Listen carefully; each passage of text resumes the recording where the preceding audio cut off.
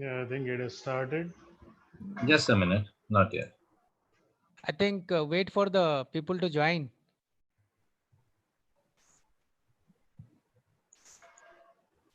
ये ग्लास रख दे यार पानी का या वो बोतल ले आओ उनकी.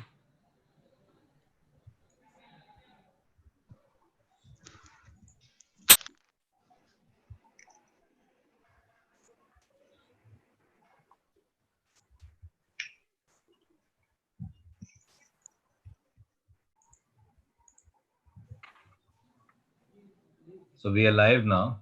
Uh, Good morning, everybody, and welcome to this part two of Brachial Pleaxus series. I'll share the disclaimer to begin with. We'd like to thank all our faculty for sharing their knowledge and expertise in these challenging times. We wish all our audience a healthy and safe day ahead. These webinars are dependent on internet speed and a lot of technologies, which might be at times unstable. So please bear with us for any other issues. देखते रहना हो. Over to you, Molin sir. Yeah, thank you.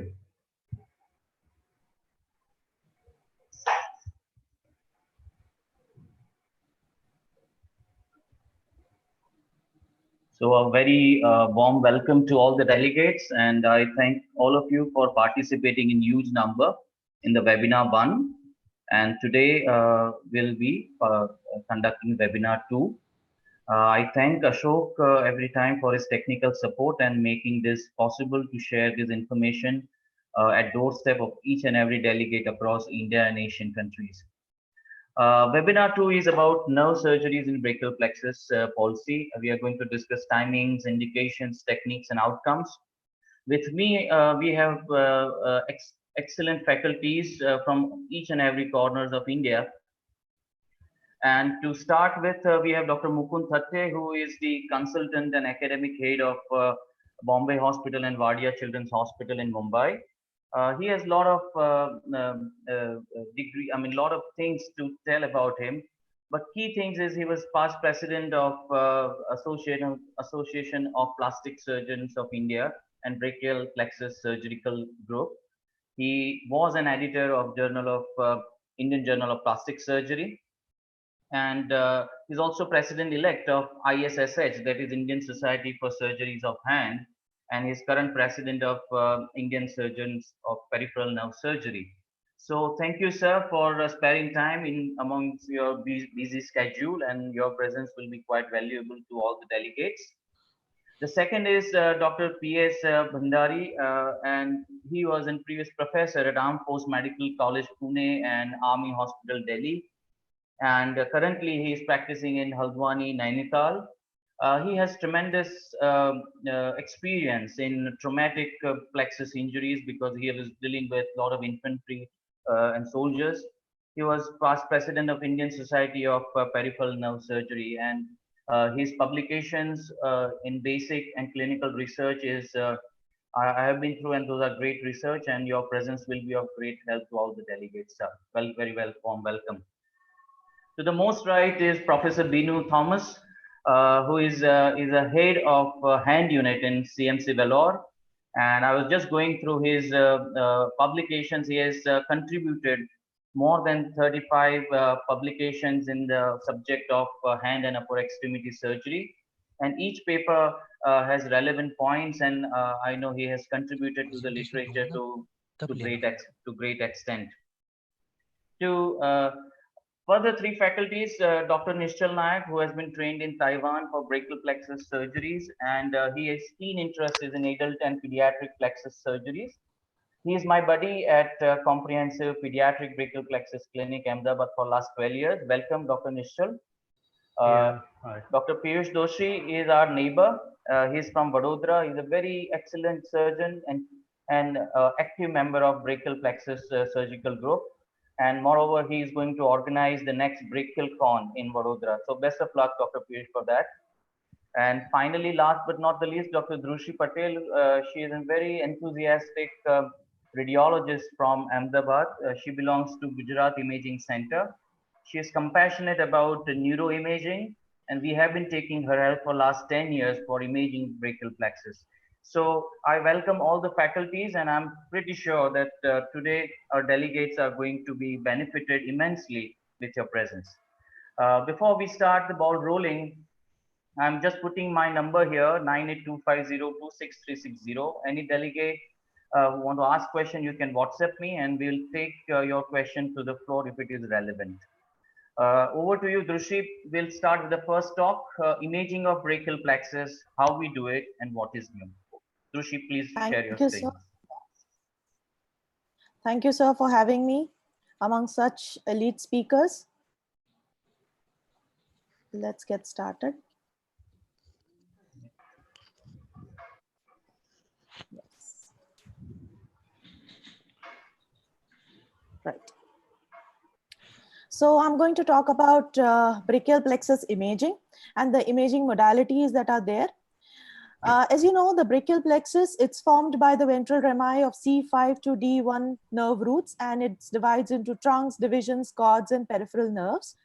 We'll have a look at the role of imaging, the types of injuries, imaging modalities, and stretch upon MRI protocol, how we do it, how do we report these scans, and the spectrum of MR imaging findings in preganglionic and postganglionic injuries.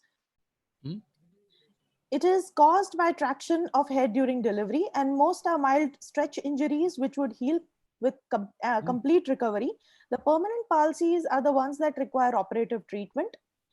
Preoperative MR imaging is typically performed around 4 months of age, and MR is mainly for prognostication of injury, medico-legal purposes, and it helps to plan the surgical management. Now, imaging is directed to determine whether it's a preganglionic injury or it's a postganglionic injury, because that's what determines management. So preganglionic injury, as you can see here, there's the ventral and the dorsal rami. This is dorsal ganglion. So the preganglionic part, intraspinal part, comprises the preganglionic injury. The nerve root avulsions, there in which there is a loss of connection with the central cell body or the spinal cord, and these are the most severe form of injuries. It involves nerve rupture, wherein there is complete break in the nerve. The other postganglionic injuries are neuromas and neuropraxias, which are nerve injuries in continuity. So the imaging modalities that we have are chest X-ray, the conventional X-rays. The most important are the ones to identify fractures, clavicle fractures. Preoperative chest X-rays are important to identify the raised dome of diaphragm, that is whenever diaphragmatic palsies are present. It can be associated with C4 or phrenic nerve lesions. It's important before surgeries because if not detected, this can give rise to post-operative respiratory problems, especially when intercostal nerve transfers are considered.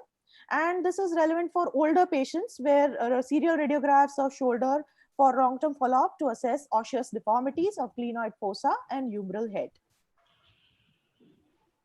CT myelography was considered as the most reliable imaging modality for preganglionic injuries.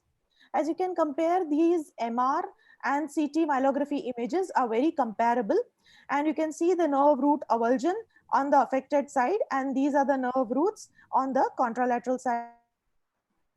Another example of comparison of an MR with a CT myelography, wherein there is a defect in the spinal cord at the site of avulsion within the cord. But CT myelography can evaluate only preganglionic injuries. It cannot evaluate the postganglionic brachial plexus. That's a limitation. Besides that, it will require anesthesia, intrathecal contrast, and since it's CT, there'll be radiation. And it's known to cause false positive and false negative results. This brings us to MR, which is now the imaging investigation of choice. It allows the lesion differentiation between pre- and postganglionic injuries. MR myelography, it's a non-invasive tool for detection of pseudomeningocele, and it's non-invasive, and there is no risk of radiation. So our MR protocol, we use a 3T scanner. Patient is in supine position, mild sedation is given, and it's in a head coil. Now, each MR sequence is meant for systematic evaluation of intraspinal and the extraspinal structures. For intraspinal imaging, we start with the cord evaluation. We move on to the nerve roots. In extraspinal imaging, we look at the postganglionic exiting roots, trunks, divisions, and cords. And this is a limitation that the intraforaminal part cannot be directly and nicely evaluated on MR. Let's have a look at each part. So we begin with the spinal cord evaluation. At glance, we can have a look at the spinal cord on T2 sagittal images. If there is an abnormality, we correlate it on the T2 axial images. On T2s, we can identify edema or myelomalacia, which is seen as a bright signal. If there is a contusion, it can be dark or it can show variable signal depending upon the blood products. And if there is a suspicion of contusion, we take an additional T1 sagittal weighted images because the hemorrhage will be bright on T1. How you identify the T2 and the T1s is T2s have bright CSF, whereas T1 has dark CSF. Now, evaluation of the intraspinal nerve roots. MR myelogram, it can give an excellent depiction of pseudomeningoceles, which are CSF outpouchings at a glance. And for detailed evaluation, do a cis axial, which are nothing but heavily images. And we see these and the dorsal rami coming out of the spinal cord, uniting and exiting the neural foramina against the background of bright CSF. We can also detect pseudomeningoceles, the site and extent in this particular sequence. And this is the sequence you use to identify the nerve root avulsions. So let's have a look at one of the cases where we see sequentially from superior to inferior and trace our nerve roots. You keep an eye on the contralateral side to identify the normal ones, and we can see that there are missing exiting nerve roots on the affected side. We are going from C5 towards D1. We can see that pseudomeningocele there at C7 and C8 levels, and then there are these D1 nerve roots which are intact. So this is what we put on our films and label the relevant images. This is a large set of images that are acquired, but we label the relevant images and put it. So there is the C5 nerve root avulsion, C6 avulsion, C7, C8 with associated intact. This is what we put on our reports. That is preganglionic nerve root, root avulsions and pseudomeningocele from C5 to C8, and D1 root is intact. Now we move on to evaluation of the postganglionic nerve roots. So postganglionic nerve roots, at glance, we see the stir coronal images. Here we can identify the entire brachial plexus at glance, and we can compare the affected side with the contralateral side for its size, signal intensity. Also look for denervation edema, which is an indirect sign of nerve root avulsions. And for detailed evaluation, we see the T2 sagittal images, where we trace the brachial plexus from the midline towards the axilla and in the interscalene costoclavicular spaces. So let's have a look at this particular scroll. So we start from the vertebral bodies. We can see all these exiting nerve roots coming from the neural foramina in the interscalene triangle, uniting, forming upper trunks, divisions, and then again cords. That is this lateral posterior and the medial cord. So that is how we trace the postganglionic nerves from the exiting nerve roots towards the cord in sagittal images. Now we'll have a look at the same case that we were seeing. We had noted that there was a C5, C6, C7, and C8 nerve root avulsions. So now we see the postganglionic part. We can identify that avulsion intraspinally. We don't really see the exiting nerve roots in the interscalene triangle. Now we see this globular tissue at the level of the trunks and divisions. That is a neuroma formation due to the retracted nerves. Now we can again see this cords uniting and towards the peripheral nerves. So this is what we put in the films, label it so it could be easily understood. We correlate these sagittal findings with the coronal ones, wherein we identify that pseudomeningocele exiting nerve roots are missing in the postganglionic region, and then there is this neuroma at the level of trunks and divisions. So that's how we complete our report. Postganglionic nerve roots were not visualized. There were avulsions at 5, 6, 7, 8. They were not visualized in the postganglionic region. And then there was this neuroma formation at the level of the trunks and divisions. This is a post-op correlation which was concordant with the MR findings. This is the post-op notes, and there were these sural nerve cable grafts that were put from C3 and C4 with upper trunk and middle trunk. Let's have a look at the spectrum of findings in preganglionic injuries. So in nerve root avulsions, there can be non-visualization of the nerve root in the spinal canal on the affected side. The contralateral normal side is a reference mark. There can be discontinuity of the nerve roots. There can be a CSF outpouching, that is pseudomeningocele formation. There can be a focal surface defect or a dent in the spinal cord from where it has avulsed at the level of the cord. Or there can be a dural defect with resultant CSF leakage. This can form a large intraspinal epidural CSF collection like this. And lastly, the denervation edema in the posterior paraspinal muscles. It's an indirect sign of nerve root avulsions. Coming to postganglionic injury, nerve ruptures. Nerve ruptures are seen as a complete defect in the postganglionic nerves. It can be associated with a neuroma. Here we can see it's associated with the proximal as well as a distal globular thickening, which is a neuroma formation. So this is the sagittal image of the same thing. You can see that there are these exiting nerve roots are coming normally. Then there is a thickened part. That's a proximal neuroma. Defect, that's a nerve rupture. And then this, which is a distal stump neuroma. So this is how nerve ruptures look like. And that's what we have put in the report. The preganglionic portion was normal, which I have not shown here. And then there is a nerve rupture with a proximal and a distal neuroma. The other kind of a postganglionic injury, which is the milder form of injury, is a neuropraxia, which are stretch injuries, which are nerve injuries in continuity. And the only manifestation is thickening and increased signal intensity of the affected nerves as compared to the contralateral side.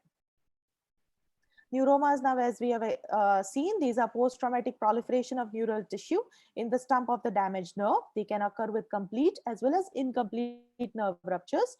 And it is difficult to differentiate these from post-traumatic perineural fibrosis or scar tissue investing the plexus elements.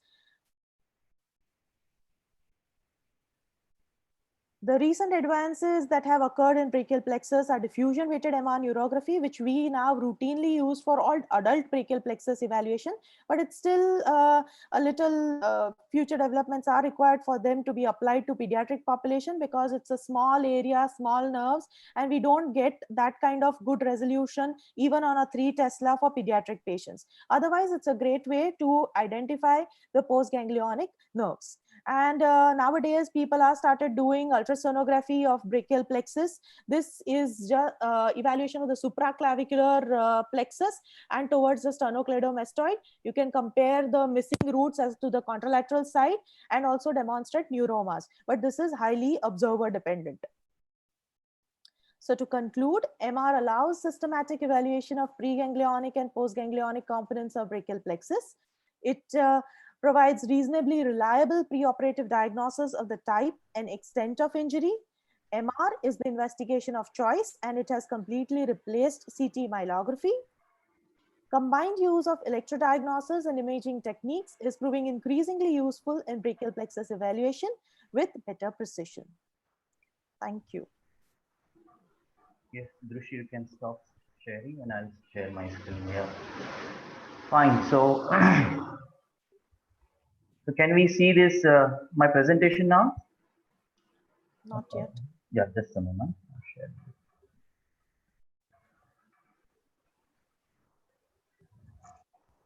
Okay. So that was a wonderful talk, Drushi, and we'll start the questions now. So first question is, now there is a lot of talk about 3 Tesla MRI machine, but as you know that not in all the corners of India, we would have 3 Tesla MRI machines. So Can plexus imaging be done on 1.5 Tesla MRI scanner, or before the inception of 3.3 Tesla, how the imaging were done, and what is the difference between those two? Drushi, please. Drushi, are you with us? Yes. So absolutely, it can be done on a 1.5 Tesla scanner. Yes, I am with you. You can hear me? Yes, please go ahead. Yes. So yes, absolutely. You can do the plexus imaging on a 1.5 Tesla scanner. Most of the papers also are based on a 1.5 Tesla scanner. But only thing is that if your 3 Tesla machine is available in your city, that should be used, because it has a higher signal to noise ratio, so better resolution, and these pediatric patients have a small area that needs to be evaluated. So if you have a 3 Tesla, it's better, but it's definitely can be done on anything above 1.5 T. Great. The another question is, doing general anesthesia in young children, especially less than 3 months or 4 months, is a great concern for all the parents as well as the doctors nowadays. The question is, and they have to undergo a nerve surgery, which is a long surgery again, which would be done under anesthesia. So can plexus imaging be done under sedation, or it always needs GA? Most of our patients we do under oral sedation, mild oral sedation. 3-4 months baby can easily sleep for good hours, provided you can time the imaging at their time of sleep. So noon, if there's a pattern, noon sleep is there, we can plan the study, then give pedichlorine, well-fed baby, and will definitely sleep throughout the investigation of 25-30 minutes. So, and if we definitely give a try for oral sedation. Only if it is difficult, not getting adequate results, motion artifacts, then only in those select few we opt for an IV sedation. Okay, that's great answer. Now the next question is, we see many children. I'm now going to ask this question, Dr. Thirty first. We see many children who or pediatricians who have prescribed an MRI or an EMG report at around age of 1 month or 2 months, and then they come to us. Many a times the clinical examination is not done very clearly. So, Dr. Thirty sir, what is the right time to prescribe a brachial plexus MRI in pediatric brachial plexus palsy? Dr. Thirty. Thank you. I think anytime after 3 weeks, I think Dr. Drushi will agree. First 3 weeks, edema and things like that can distort the picture. But anytime after 3 weeks, the MRI is a one-time thing, unlike a electrophysiology, where there is a study done serially to see changes. A good MRI done anytime after 3 weeks will tell you what it is from a imaging point of view. Well, Yes, most Drushi, of what our acquisitions, they come between 4 to 7 months. right. The question is also like, will it help in any decision making if we do it in the first month of life? Because many a times our decisions are based on clinical examination. So is MRI done to diagnose the obstetric palsy, or to help us in making surgical decisions, or intraoperative ease we do MRI? That is the Is question. this for me? Yes, sir. Yeah, so it's like this. Actually, surgical decisions are based on 3 things: clinical examination, electrophysiology, and MRI if possible. Personally, I am a little scared of MRI in infants. I do it for every single adult. But the 3 together increase the sensitivity and specificity of everything sky high. My student, Dr. Nihar Patel, recently won a Best Research Award for his study where he did 240 consecutive routes with the departments of radiology and electrophysiology in Bombay Hospital, and correlated with what we found clinically. And we found that when all 3 are used, the sensitivity specificity goes to 100%. Not specificity, but sensitivity definitely. And therefore, if possible, MRI, electrophysiology plus clinical is the most ideal. I understand everybody can't get MRI done, and I understand people like me who are scared don't always get it done in infants. Yeah. But So yeah, in an ideal scenario, if you had a good situation, I would do all 3. So the message we should pass on, or what I intended to bring out, is to get an MRI at 1 month just to make a diagnosis of obstetric palsy is is not a good idea, but the decisions mainly are based on first on clinical, and then we add this imaging to add to our surgical decision making. Now the question is, clinically we know that this sort of roots are avulsed or these roots are affected. Maulin, can I just come in for a minute? Yes, sir, please. MRI is never used for diagnosis of brachial palsy. Exactly. Brachial palsy is a clinical diagnosis. We are using MRI to get better anatomical details of what is available, what is not. Let's be so clear. that's what I wanted to bring out, and that I'm adding a question that how it helps in our surgical planning. That's what I want to know from you. So Because if you find in MRI that the root is intact all the way to the spinal cord, then you are more confident of using that root as a donor root. right, The correct. trouble is sometimes the intraspinal part visualization can get marred in both ways. You can have a pseudomeningocele and a functioning root, or you have a good looking root which is not functioning. That is about 20%. Right. Nishal bhai, you want to add something? You raise your hand. Well, personally, whenever I go in to operate, I go in as if, all the investigations are going to fall flat. Going with a blank mind, I mean, zero mind about investigation and operating will give you the best, you will be in the best position to decide which route to use, which not to use. Because unless we get histopathology of proximal and distal ends, well, frozen section, which is practically not being done and possible, we won't be in a best position to decide the situation. Yes, Sorry. Dr. Bhandari, will these MRIs will tell us about a prefixed or post-fixed plexus or the extent of neuroma so that our dissection may go down the clavicle, or do you use those things in before your surgical planning in obstetric palsy? What is take on of yours? Dr. Bhandari, I cannot hear you. Hello, Ashok? I think his Wi-Fi is probably settled. Let's move to another question. Yeah, his Wi-Fi is. His Wi-Fi is probably not working. So is MR myelography is better than MRI alone? Drushi, what do you say about it? And what is the role of MR myelography in current era? Okay. So let's understand that MR myelography is not a special procedure like CT myelography or conventional myelography was. This is just a sequence in the MR protocol. We acquire this MR myelography sequence in all MRs of the spine, as well as the brachial plexus. And its role is that at glance, we can see those CSF outpouching pseudomeningoceles if present.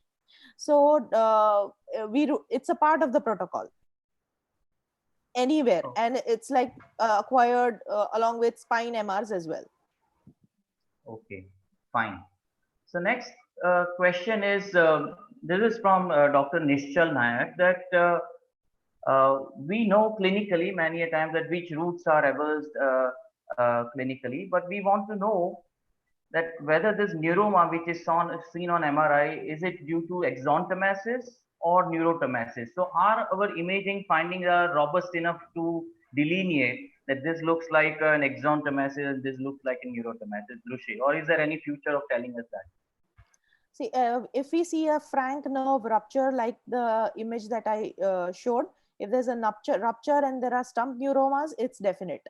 But if there are incomplete ruptures and there is a globular thickening in continuity, then we cannot differentiate whether it's because it's a sequel of a complete or an incomplete rupture.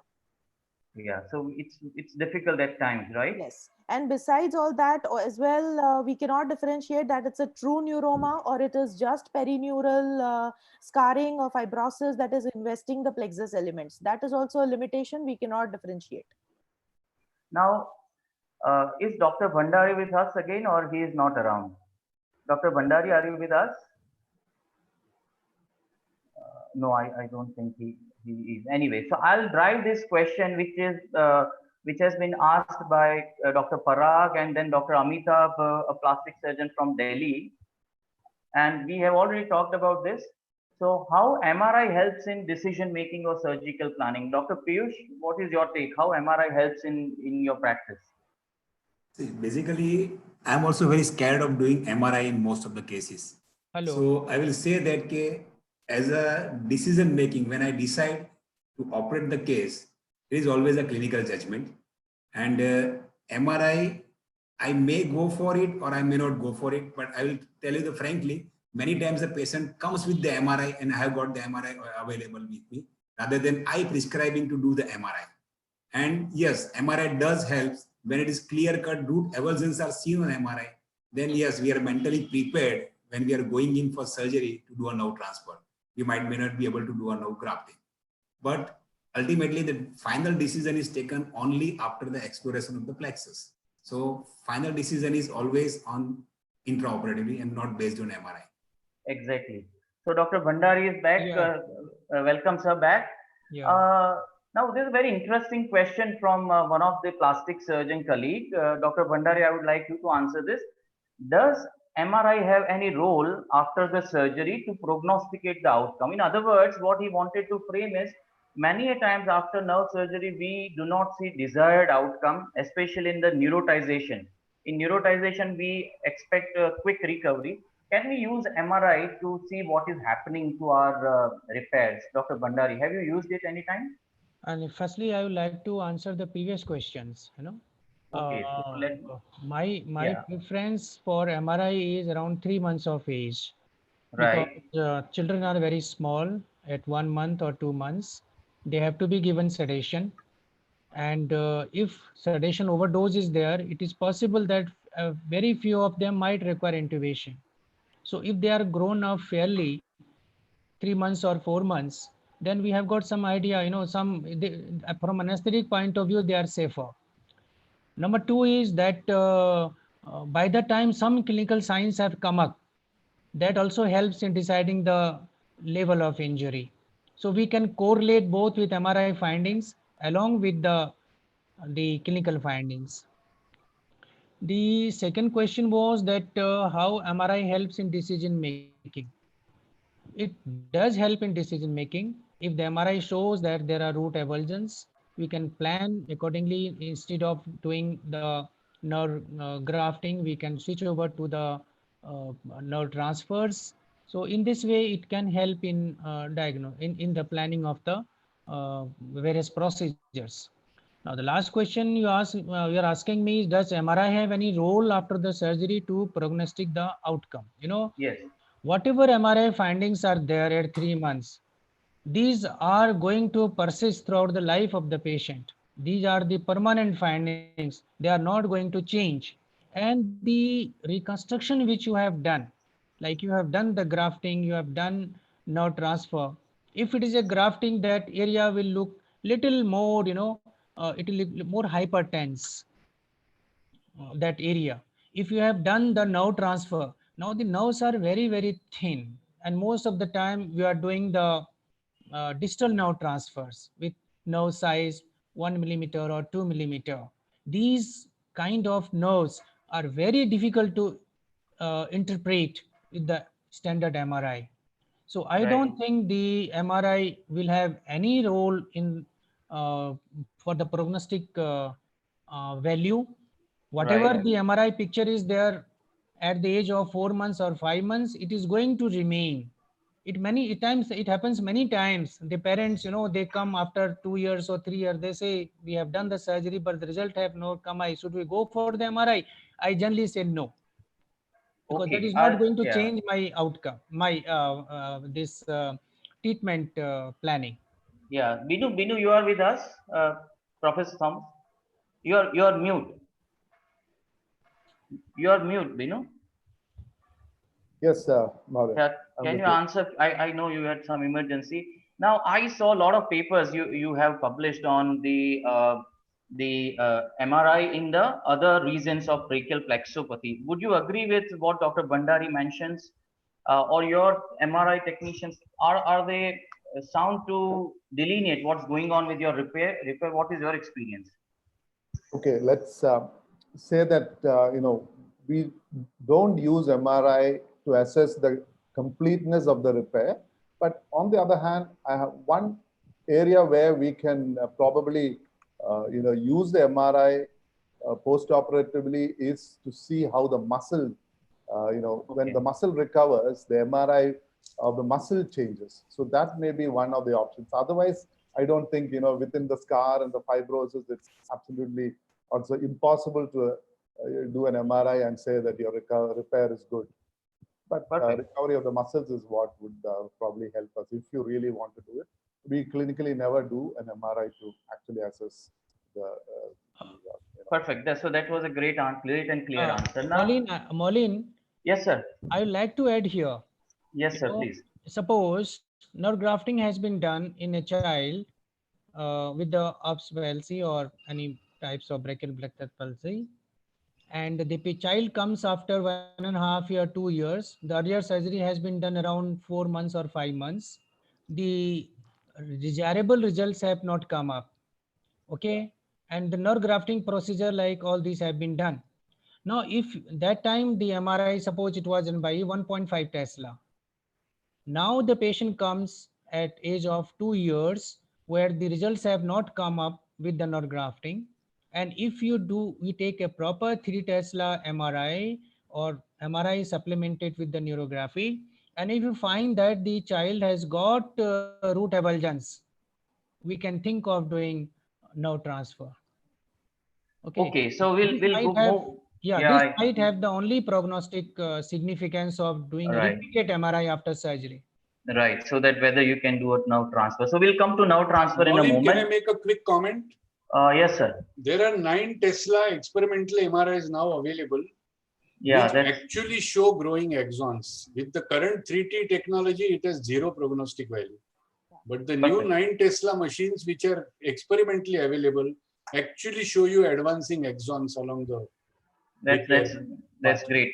Thank you. Drushi, do you see any future in of this having this thing in Ahmedabad soon? It's not available. No, it is not available. There are a lot of other issues with bringing 11 Tesla commercially. Okay, let's move further. Now we see many radiologists, they do an MRI, they just report it from the coronal images, and they see pseudomeningocele and they mention that this is an avulsion. Now my question to Drushi and then to Dr. Nishchal, that pseudomeningocele on MRI, does it always suggest a root avulsion? No. Yeah, so your explanation to that, please. Yes, so pseudomeningoceles can occur without root avulsions. Pseudomeningoceles are a result of a dural defect and then a CSF outpouching or a collection is there. So in MR, it might be difficult that in presence of pseudomeningocele, it will mask the rootlets and hence we cannot see the intact rootlets and then giving us a false positive of labeling it as root avulsion. But yes, pseudomeningoceles can occur without root avulsions. So just alone, you cannot just directly say meaning root avulsions. Yeah, so that is a good message for the young surgeons, because many times patients move around with the report and they want to buy surgery, but the clinical thing is important. Yes, Nishchal, what is your take on this? Dr. Drushi has explained it very well, but I would just like to quote one study of Professor Howard Clark. That was in 2000, that he quoted low sensitivity of pseudomeningocele. However, pseudomeningocele with absent rootlets is a better indication rather than just pseudomeningocele. Then he again said small pseudomeningocele is 60% accurate. However, large ones, if it's a large pseudomeningocele, probably it's around 100% likely to suggest that it is avulsion. And as we have discussed, 3 Tesla probably are giving much better results. And whenever 7 or 9 Tesla comes in, probably, we'll be getting intraoperative picture pre-operatively before we go in and operate. Yeah, so that will help and revolutionize the surgery of brachial plexus. Moving to further question, that we have seen many a times the children are fisting their hand and the MRI report comes that lower roots are avulsed. So there is a distinct fallacy of report, and we find that on in the intraoperative part also. So what's the rate of fallacy in MRI report in your practice, Dr. Thomas, and how it can be minimized? That I'll ask to Drushi at the end. What is the rate of fallacy of a brachial plexus report, Dr. Thomas? Now, let me say we have two excellent MSK radiologists. So if I say that their reports are wrong, I'll be having a very unhappy. Yeah, I have their names here. See, I have their names here. Yes, Jyoti. Jyoti is a really excellent who has done a lot of work on brachial plexopathies. But having said that, the fallacy comes especially in the lower root meningocele, as you said. That is, according to our radiologists, they say that is within their, the protocol. There is a possibility that you can get it. And of course, it is minimized by a very good radiology, the very good radiologist. And the other thing is, one thing we must always remember is pseudomeningocele is highly indicative, but not pathognomonic of root avulsions. That's been said even before. So I have seen pseudomeningoceles, and then when I look at the hand of CAT1, and then when I look at the hand, the fingers are moving very well, and so many parents are also taught that if they report a pseudomeningoceles, that means bad prognosis, and then you have to convince them that their fingers, since the fingers are moving, you may not have to operate. So this is a fallacy which happens, and how do you minimize these fallacies? One is, as Dr. Pate previously said, decision making for surgery is not just on MRI. It's a combination of MRI, clinical examination, and maybe even rarely intraoperative, your electromyography and all those things. So we make a decision with the judgment is combined. So that is how you minimize these fallacies. Right. So this is a very important message for all the delegates, that MRI is not the only thing we make decision on. Moreover, our decision more based on clinical examination, and so there are lots of patients moving around with the general colleagues, and when they see the report of avulsion, there might be some fallacy. So clinical examination is the paramount, and then we add this. Drushi, you want to add how it can be minimized? We have seen over a period of years the fallacy is reducing, and we are more correlating on clinical part. So Yes, so what you have done?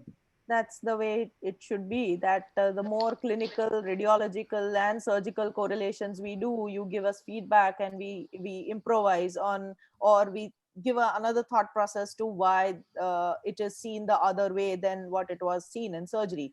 And that's how we learn and grow ahead. So that's how it has improved.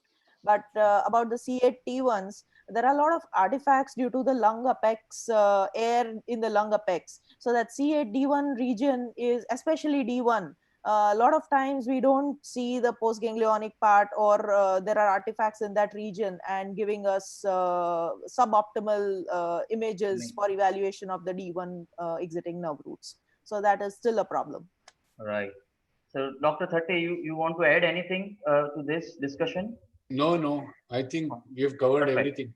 Perfect. So now we are coming to our next talk, and I love this talk of Dr. Bhandari, that anatomic variations in brachial plexus and their implications in surgical planning.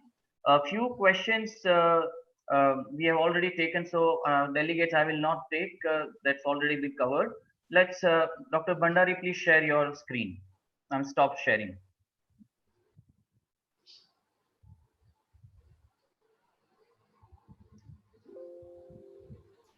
Okay, may I start? Yes, sir, please. Okay. So my talk is on anatomic variations in the brachial plexus and their implications in surgical planning. Dr. Drushi had just enumerated the anatomy of the brachial plexus. We all are, I think, familiar with the anatomy of brachial plexus. It is formed by the anterior primary rami of C5, C6, C7, C8, and T1. C5 and C6, they form the upper trunk. C7 forms the middle trunk, and C8, T1, they make the lower trunk. Each trunk divides into the anterior and the posterior divisions. The posterior divisions of all trunks, they form the posterior cord. The anterior divisions of the upper and the middle trunk, they form the lateral cord, and the anterior division of the lower trunk continues at the middle cord. So this is the anatomy, normal anatomy of the brachial plexus. I'm not going to cover the various branches. I think all those who are attending this meeting, they are very much familiar with the branches which come out from the lateral cord and more distally.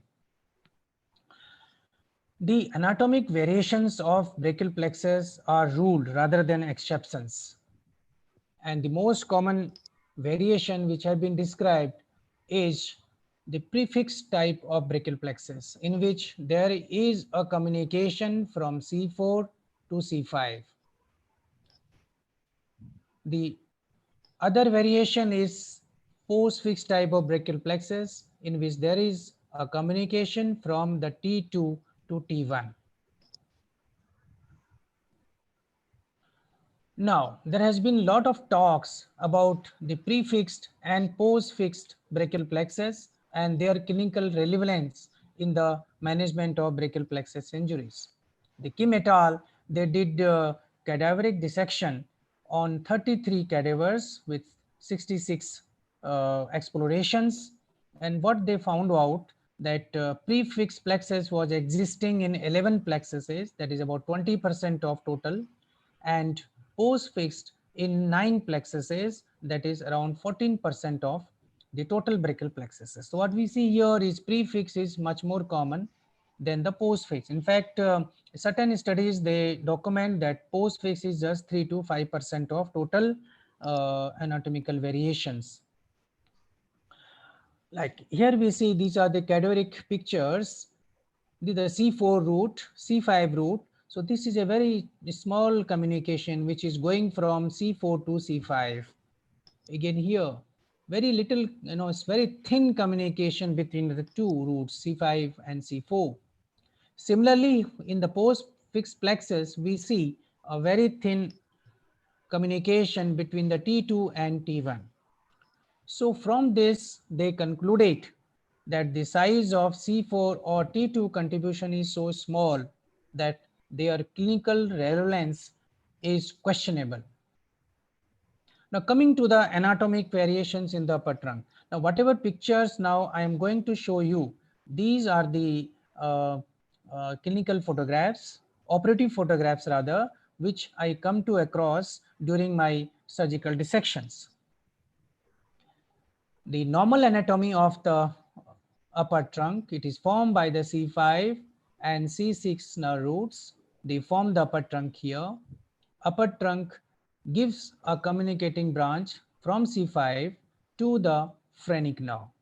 And distally, the upper trunk divides into posterior division, anterior division, and from the lateral aspect of the upper trunks is the origin of suprascapular nerve.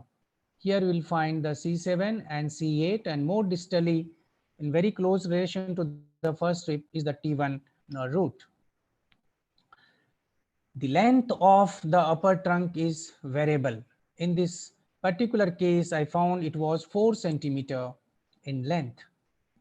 And in the particular case, the length was just 5 millimeter of the upper trunk. They are the C5, C6 are forming upper trunk and immediately divided into the divisions. So what is the clinical relevance of these, the length of the upper trunk? What I believe that if the trunk length is more,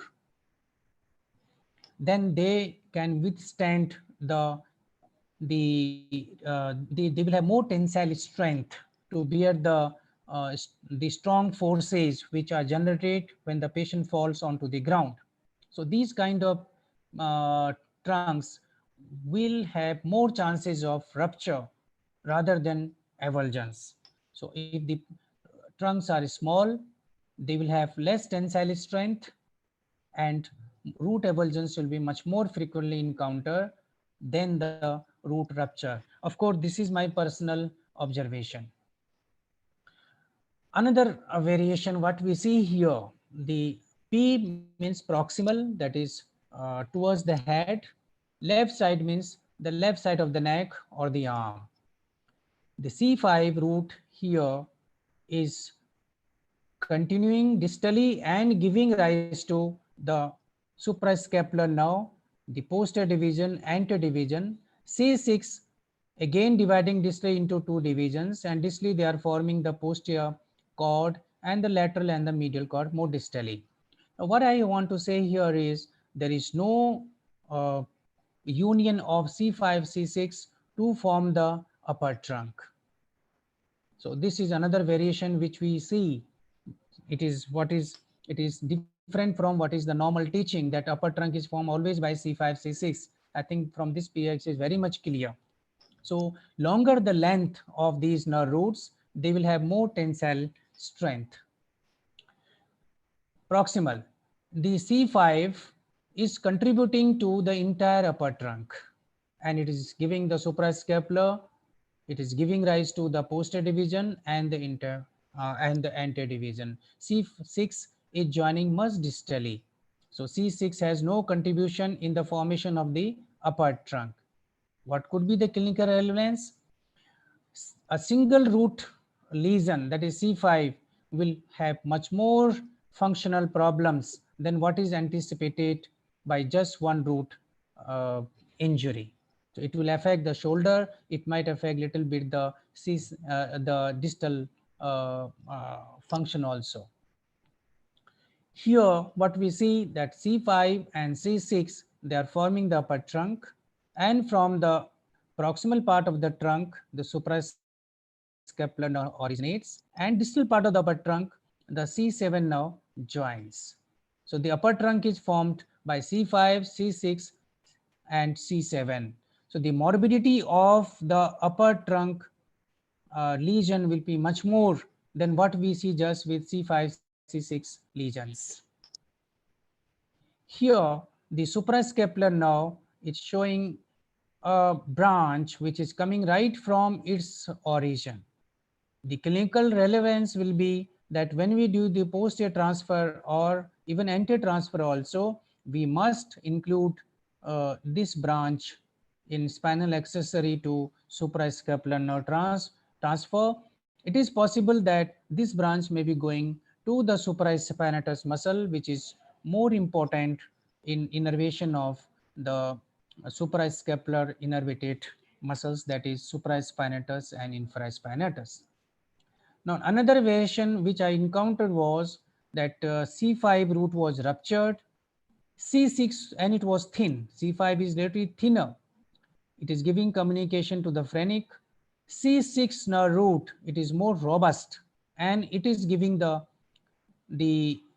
suprascapular nerve, and distally it is dividing to the anterior and the posterior divisions. Clinical relevance: if MRI shows just C5 root rupture, it might not correlate clinical findings, because patient will have most of the functions in the shoulder elbow intact, because they are from the intact C6 nerve root, which is contributing to the both the divisions of the upper trunk and the suprascapular nerve. Coming to the now anatomic variation in relation to median and musculocutaneous nerve. These variations are very common, and they have been described in the literature that they exist from 20 to 40% of cases. So these have to be kept in mind, especially when we perform the bifascicular or unifascicular distal nerve transfer, so-called Oberlin transfers. This is the case where I could not find the median nerve.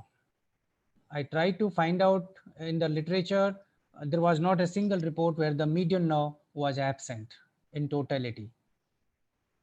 Absence of musculocutaneous nerve are very common, because most of the musculocutaneous nerve, when it is absent, it is getting a supply from the median nerve. Communications between the median nerve and musculocutaneous nerve, very common. Like here we see, this is the proximal, where we see the lateral root of median nerve. This is the lateral root. Here is the medial root. The musculocutaneous nerve is coming out. Here is the musculocutaneous. This is the lateral root of lateral cord, lateral root of median nerve. And what we see, there is a small communication between the musculocutaneous and the lateral root. This communication is very, very small. It will have hardly any significance. And this is towards the head end. And what we see here is the there are communication between the lateral and the median roots here. This is the proximal side. So left arm, this is the lateral root, and here is the medial root. This is a small communication between the two roots before they form the median nerve. So it has got more of connective tissue elements. The actual neural tissue is very, very minimal. Again, I don't think it will have any clinical implication. Now, arm dissection proximal here, we see the median nerve and the musculocutaneous nerve on the lateral side. There is a communication from the musculocutaneous to the median nerve. If we dissect out the, this portion of the median nerve, it will have generally non-functional fibers because they are taking origin from the musculocutaneous nerve, which is classically not working in C5, C6 lesions. So what will be the clinical significance? In these cases, we should prefer the ulnar nerve for the biceps neurotization. And if at all we want to do the Oberline 2, we should use the just one fascicle of the median nerve for the brachialis, and this fascicle should come from the medial part of the median nerve, not from this portion, because this portion has got most of the contribution from the non-functional uh, musculocutaneous nerve. Again here, musculocutaneous nerve is coming, and there are musculocutaneous communication to the median nerve. Clinical relevance is same because this portion of the musculocutaneous nerve will be non-functional, and only the medial portion of the median nerve is working. We should not unnecessarily downgrade the function of median nerve by doing Oberlin 2 procedure. Many times we come across the patients with Oberlin 1 and Oberlin 2 procedures who complain of they do get the functions in the elbow, very good elbow strength, but they do complain of sensory problems, mainly in the thumb and in the index finger. What I think is it is related to this kind of anatomical variation where the median nerve is small, and we are borrowing some more fascicles from median to brachialis nerve. A large proximal communication between the musculocutaneous and the median nerve. So the width of this communication, the contribution, it varies from case to case. So here it is relatively larger, almost as it is matching the size of the musculocutaneous nerve. So again, the median nerve will not be fully functional. We should rely more on the Oberlin procedure, Oberlin 1 procedure, ulnar to biceps, and we should try to avoid the Oberlin 2 procedure. So this is the communication. A large distal communication between the musculocutaneous and the median nerve. Either we should restrict ourselves to the Oberlin 1 procedure only, or if at all, we should go for reverse Oberlin. That is the uh, median nerve, because median nerve proximally is absolutely healthy. So median nerve to biceps and distally ulnar to brachialis. So this is the how we change the treatment strategy depending upon the anatomical variations. Musculocutaneous nerve is thin and it has got a small contribution to the median nerve. So this is a smaller contribution. Musculocutaneous nerve communicating with the median nerve. This is the proximal side, musculocutaneous nerve. It is coming distally and giving biceps branch, and then giving a communicating branch to the median nerve. Clinical implication, as I just mentioned, that we should trust more on the Oberlin 1. We should try to avoid Oberlin 2 procedure just to preserve the function of the median nerve. Proximal this side, the musculocutaneous nerve is giving to the biceps branch, and then there is a large communication to the median nerve. So this is relatively very large communication. In these cases, avoid doing Oberlin 2 procedure. Here, there is musculocutaneous nerve which is going and giving a branch to the biceps. This is the median nerve, which is relatively thinner. The size of median nerve is almost 3 times or 2 times at least to that of musculocutaneous nerve. But here we see it is thinner. So in this case, doing Oberlin 2 procedure will be very, very risky. Again, in a birth palsy case, we see that median nerve is, there are communication, distal communication between the median and the musculocutaneous nerve. Restrict oneself to Oberlin 1. Now, there may be situation when musculocutaneous nerve is arising out of the median nerve. So there is not a well-defined separate musculocutaneous nerve, and median nerve is giving branches to the biceps and brachialis.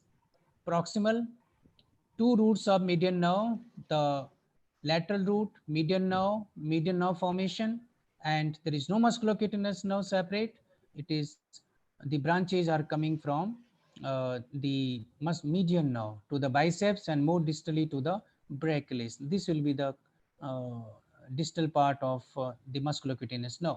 Here I would like to mention that though the musculocutaneous nerve, it seems to be taking origin from the median nerve, but the fibers of musculocutaneous nerve, they run separately. If you do the intraneural dissection, we'll find that the medial component of the median nerve is working, that is from the lateral root of medial root of median nerve, but the contribution from the lateral root is generally non-functional. Here, this is the proximal side, median nerve. It has got a neuroma distally, and what we see here, the median nerve is taking origin from the biceps is taking origin from the median nerve. Clinical relevance. Here when we stimulate the median nerve distally to the neuroma, there is no result, though no result, no. But when you stimulate the musculocutaneous, it is giving contractions, nice contraction of the biceps muscle. So interpretation is the biceps component, the musculocutaneous component is working, but the median nerve component is not working. In this case, we should not do the transection of the median nerve here, will jeopardize the function of the musculocutaneous nerve. Rather, with intraneural dissection, we should separate the functional musculocutaneous nerve from the neuroma. Coming to the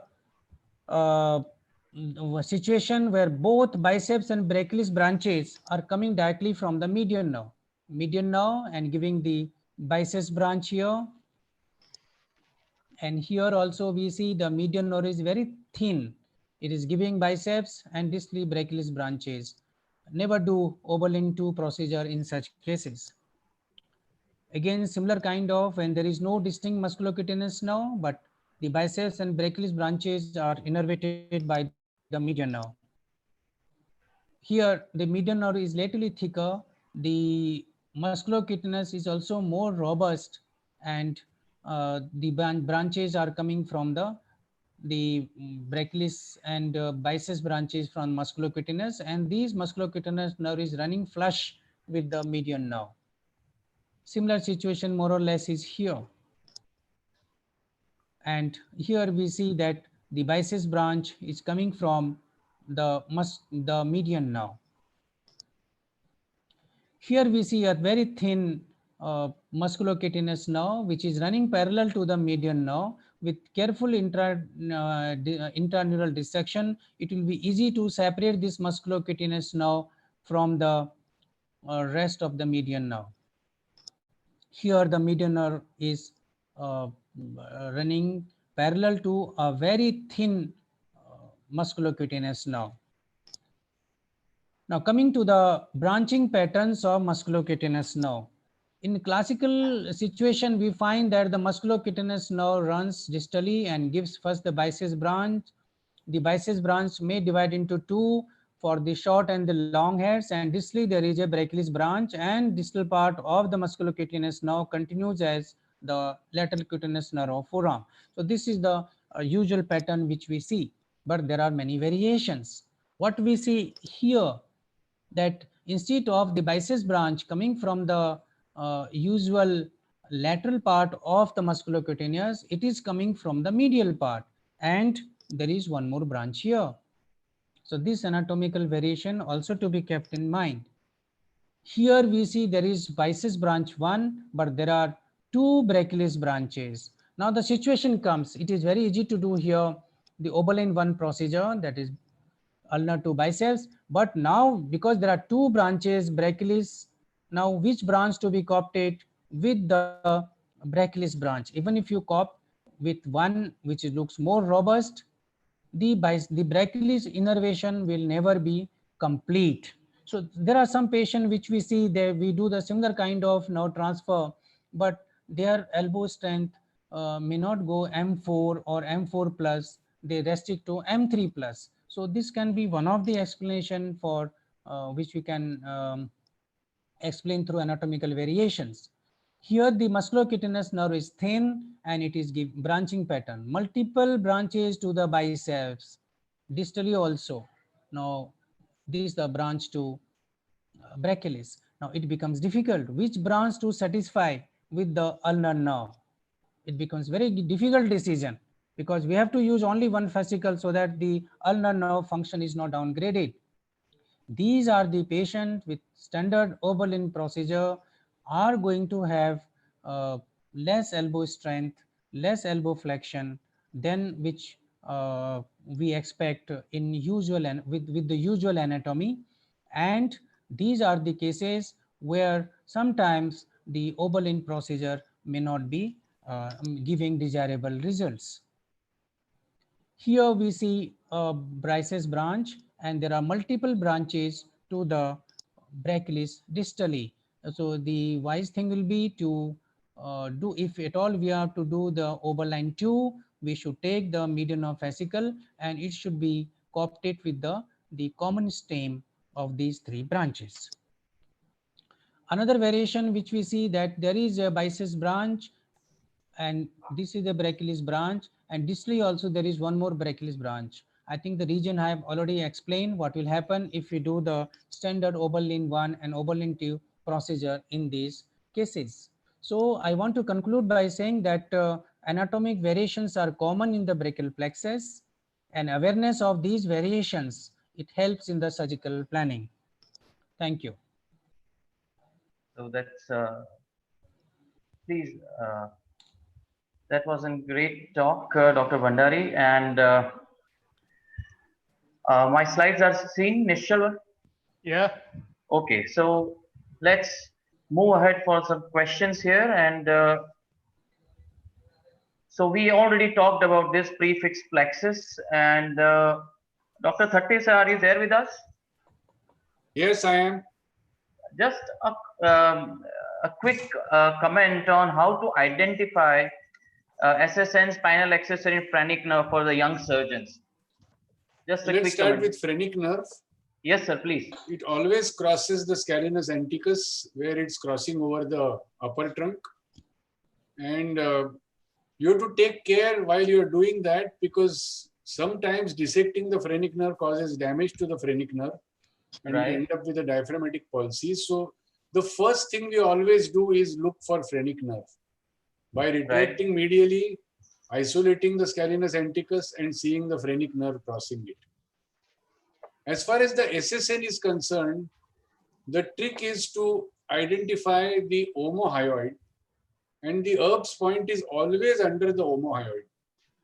And you will be surprised to see the location of the omohyoid can be quite considerably distant and considerably proximal also within the surgical incision. And therefore, seeing the omohyoid is a good way of finding out the SSN. However, if there is a massive avulsion or a massive rupture, then the SSN can even go under the clavicle. So then you have to do a full dissection and only then will you find the SSN. Spinal accessory nerve, what I do is I look at the anterior border of the trapezius as it is sloping down the shoulder, and I always keep the epimysium of the trapezius intact, because if you start seeing trapezius red fibers, that means you are too deep. You must keep the epimysium of the trapezius intact, and then you see the spinal accessory nerve accompanied by a very narrow vein, which is always accompanying it, which always bleeds. And from that, you can identify the spinal accessory. There is one word of caution here. Multiple cervical motors also enter the trapezius, and therefore you have to see the direction from which the nerve is coming to reconfirm that it is indeed the spinal accessory and not a cervical motor. Thank you. Perfect. So the next question, which has been generated by few plastic surgery colleagues, Dr. Bhandari sir, is for you. What is the frequency of Martin-Gruber anastomosis, and is there any significance in surgical decision for pediatric brachial plexus patients? Yeah, Martin Gruber anastomosis, the frequency, it varies from 10 to 30%. Some articles they mention up to 40% also, but it is quite common rather. And what happens in Martin Gruber anastomosis is there is a communication from the median nerve to the ulnar nerve. The forearm. In the proximal forearm. So this is very important. This communication is not in the arm. This communication is in the proximal forearm. Why I'm saying this? Because whatever the nerve transfer we perform for the C5, C6 lesion for the elbow, they are performed in the arm, in the middle arm rather. So if here comes the role of nerve stimulation, though in my one of the article I said there is not much of role when we do the fascicular selection in the Oberlin procedure, but that is specially targeted to when both the nerves are equally functional. Here, the median nerve and ulnar nerve, suppose we stimulate the ulnar nerve in the arm and it gives, it doesn't give any response. This may be one situation. The second situation may be we stimulate the ulnar nerve and we find there is flexion of the fingers. So both situations are different. We stimulate the median nerve, it works both way. It will give the flexion of the fingers. Now the first situation where the nerve has been, the ulnar nerve has been stimulated in the arm, but we do not see any, we see the finger flexion. We don't see the finger flexion. But when we stimulate the median nerve, we see the fingers flexing. This is because the ulnar nerve as such is not working till the proximal arm, proximal forearm. It is working below the communication which it has received from the median nerve in the proximal forearm. So if we do the ulnar to the biceps transfer in the middle arm, it will never work. It will never work. So never think that if the fingers are flexing, clinically patient has got a grip, his ulnar nerve is normal. Never take it granted. So always do nerve stimulation in the arm. If you find that the median nerve is better, ulnar nerve is non-functional, never do the rather do the median to biceps nerve transfer. So this is the clinical significance of Martin Gruber anastomosis. Yeah, I think I will not take this question. We all already discussed during your talk different variations. That was wonderfully explained by you. Now coming to the next topic, I visited this fellow Peter Waters in 2008, and he told me without question the role of and timing of microsurgery are the most controversial issues in the treatment of infants with brachial plexus injury. And I realized that sentence as I started visiting different people. May it be Professor Gilbey, he could convince me that the children should be operated at 3 months. Or I visited Dr. Kawabata and he said that we can operate at 6 months. Or when I attended the clinics of Dr. Clark, at 9 months. So there was a roller coaster ride, and I'm sure all the delegates, therapists, neurosurgeons, they would be interested in knowing the indication and the role of nerve surgery. So I will take you to the next talk. Nishchal bhai, please take us through the indication Yes. and timing of the nerve surgery, which is the most interesting topic. Just a minute. Yeah, please share your screen.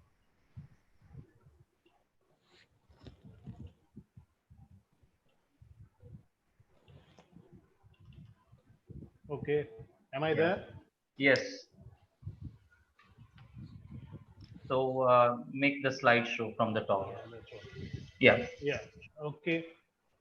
Well, I'll keep it very short and very simple. Now, decision making in brachial plexus birth palsy for nerve surgery, as we already discussed, it depends purely and purely on clinical examination.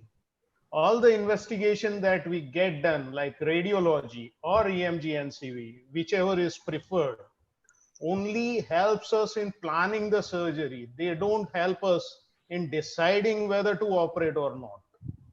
So that is one point which is very important. And why it is important to know which roots are involved and what is magnitude of injury, why you need to clinically assess each and every muscle individually, because it has prognostic value. More the number of roots involved, the prognosis is little less. Again, when lower trunk or C8, T1 are involved, the amount of result that we are going to get will be little less than what we are going to get in nerve surgery involving only C5, C6 or C5, 6 and 7. And again, getting an MRI and other investigations done, EMG, NCV done, it helps us in planning the treatment. Now, I'll come back to one slide that we had discussed in previous webinar. There are 4 types of morphological injuries that happen to brachial plexus: neuropraxia, axonotmasis, neuroatmasis, and avulsion injury. Now, I have pointed arrow at axonotmasis because that will guide us to an extent why we wait for a longer period in many cases. Like 90% of roots would have neuropraxia or axonotmasis. Only 10% would be rupture neuroatmasis or avulsion injury. Neuropraxia usually recovers by 3 to 6 weeks or starts to recover, while axonotmasis takes around 6 months, at times 9 months for recovery to begin. So that is one of the reason why my concluding slides would be based on. Again, this is another way of taking it. Avulsion is usually intraspinal, while stretch injury and rupture usually occur outside the vertebral body. Now, what are the common fallacies in clinical examination that a newcomer can face? Many times elbow flexion occurs in pronation, but if you see the biceps, it's not contracting, it's flabby. So don't take it as elbow flexion when you are grading your or charting your power. Then, many times you check shoulder abduction. The child puts extremity in forward flexion, which is due to pec major, which occurs quite well up to 90 degree, and then the limb falls backwards, which commonly when we are beginner, we may fail to assess. Then again, when you are checking elbow flexion, shoulder abduction and forward flexion simultaneously, after 45 50 degree of forward flexion, the elbow will just fall on the chest. This is not elbow flexion, that we have to understand. And many times we are holding the forearm and checking the hand function, the child is crying and moving, your pressure on forearm muscles will make contractions of finger in flexion. This is not hand function that we want to see. Whenever you want to check hand function, stabilize shoulder and elbow above the forearm and check the hand function.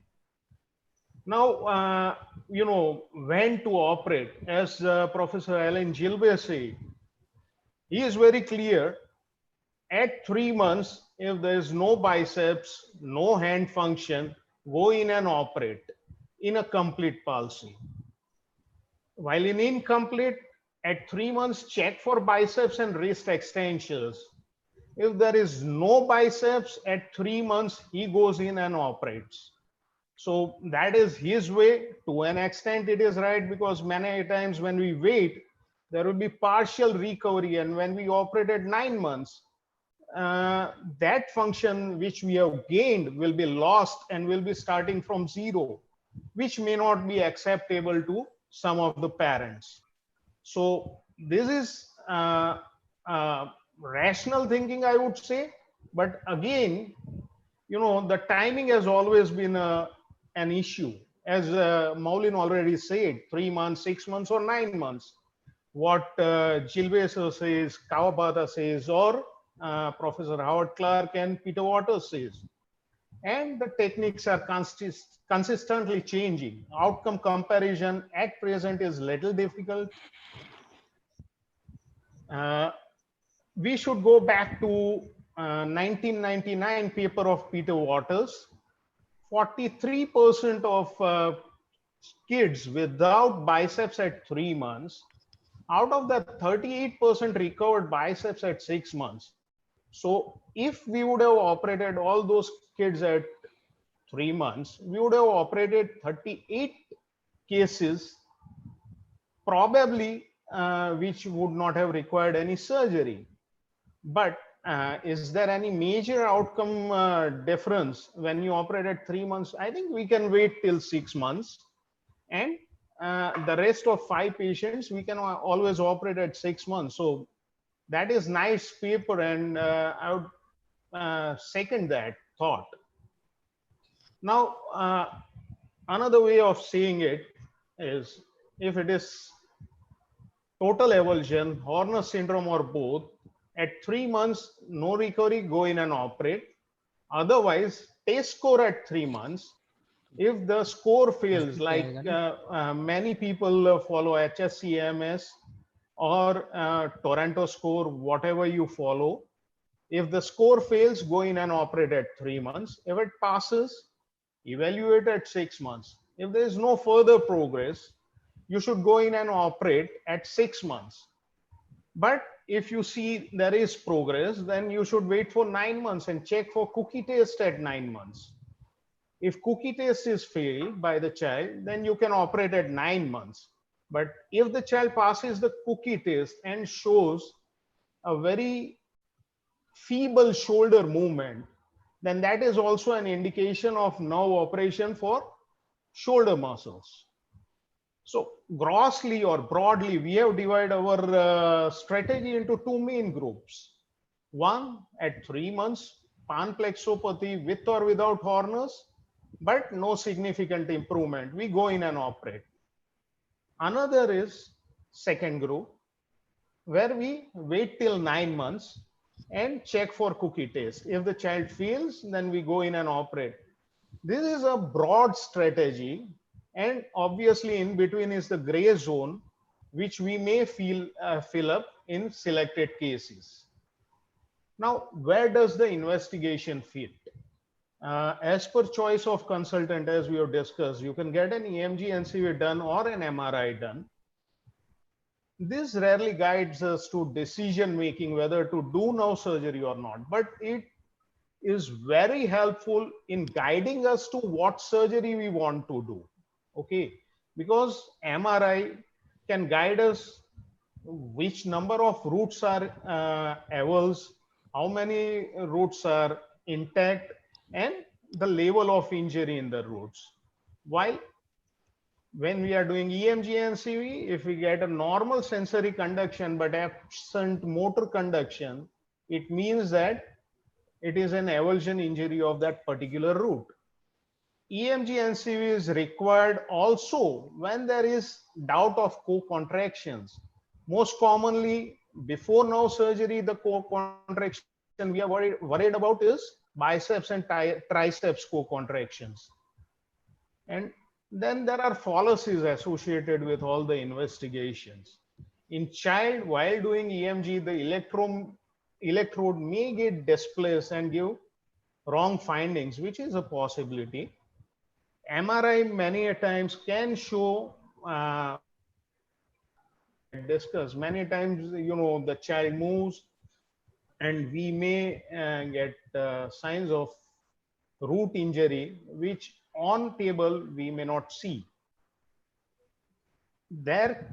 This can go against our idea of evidence-based diagnosis and medicine. And that's why it's very important that if your EMG or MRI findings do not correlate with your intraoperative findings, specifically take the intraoperative photographs.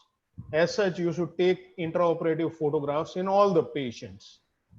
And this is the sort of MRI that Dr. Trushi was talking about.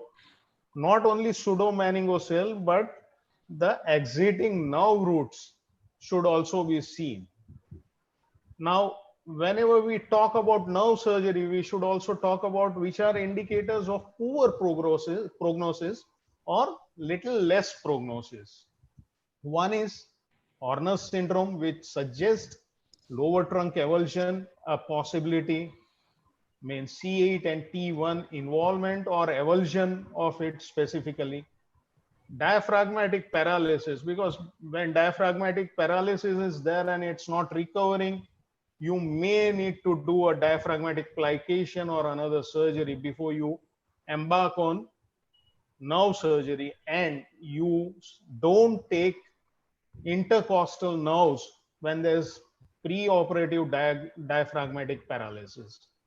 Multiple root avulsion injury, more than 3 roots are avulsed, it will give poor prognosis. Multiple level injury, it's not common in opsadic palsy, it's more often in adult brachial plexus injuries. And late presentation, or after 9 months to 1 year presentation. Now, when should we do delayed nerve surgery? One is obviously if the child presents late. Whenever there is doubt in clinical diagnosis along with the investigations, like biceps and triceps co-contraction may be there, which we may not be in a position to exclude before surgery. When we need to do tendon transfer for shoulder and nerve transfer for elbow flexion, like you are getting very good shoulder function but not a good elbow flexion, then you may go in little late. This is in case of C5 C6 injury. Now preoperatively, just to brief up, slings and splints are required, regular physiotherapy whenever possible, emotional rehabilitation of parents and preparation of parents with a realistic goal, what result we are going to get and we may not get after what surgery we have done, and explain about the long duration of post-operative care that is going to take place after the surgery. So my conclusion is timely intervention in planned plexopathy is a prerequisite to avoid long-term disability. Nerve surgery many times forms platform for number of secondary surgeries or rebalancing surgeries which are going to take place in future of the child. Many times for the child, nerve surgery may not be the last surgery, and there will be many more surgeries that will be required after the nerve surgery. Thank you. Yeah, so Nishaba, you can stop sharing your screen and I'll start mine. Okay. Yeah, so that was a wonderful talk, and I'm sure everyone enjoyed that. So the first question, we know that for the Horner syndrome with a panplexopathy, we want to go in at the age of 3 months. But what about Narakas 3, where you can see that there is no Horner syndrome? Do you apply the same strategy? Uh, you apply the same strategy, Dr. Nishal, like Yeah, there is play see, limb without as Horners. I had described previously, with or without Horners, if there is no recovery at 3 months, we go in and operate for Narakas 3. But if we see any recovery in elbow function or hand function, then we wait for some time more, say 3 months more, and reassess the situation whether we Right. need to operate or not. And if there is good below upwards recovery happening, then we check for cookie test at 9 months. And this is the simple strategy that I would like to follow. So I like to ask Dr. Thatte, would you differ or would you agree or would you like to add to what Dr. Nishal thinks? No, I just want to add one line. Yes, sir. Poor hand function, earlier the better, full stop. Perfect. Absolutely, sir. Coming back to one more interesting question at absent, like some delegates which came to my clinic, they are, why sir, our biceps is so important? Absent anti-gravity biceps at 3 months, does it mount for nerve surgery every single time? So Dr. Bhandari, what's your take on this? Absent Yeah. anti-gravity biceps at 3 months. Generally, the biceps is taken as the a deciding factor for the surgery in Narakas 1, Narakas 2. Right. Why we take biceps? Because it has been seen that amongst the C5, C6 innervated muscles, biceps is the only muscle whose action is not duplicated by any other muscle. Unlike biceps, if you see the shoulder muscles, there are multiple muscles and they have got innervation from many neurotomes. So biceps is a single muscle which takes preferentially through the C5, C6 only. That's why we prefer the biceps for as a deciding factor. It has been seen that the patients who have not developed biceps by the 3 months, if we delay the surgery, their shoulder recovery is poor because Okay. multiple muscles are there in the shoulder with a different kind of innervations.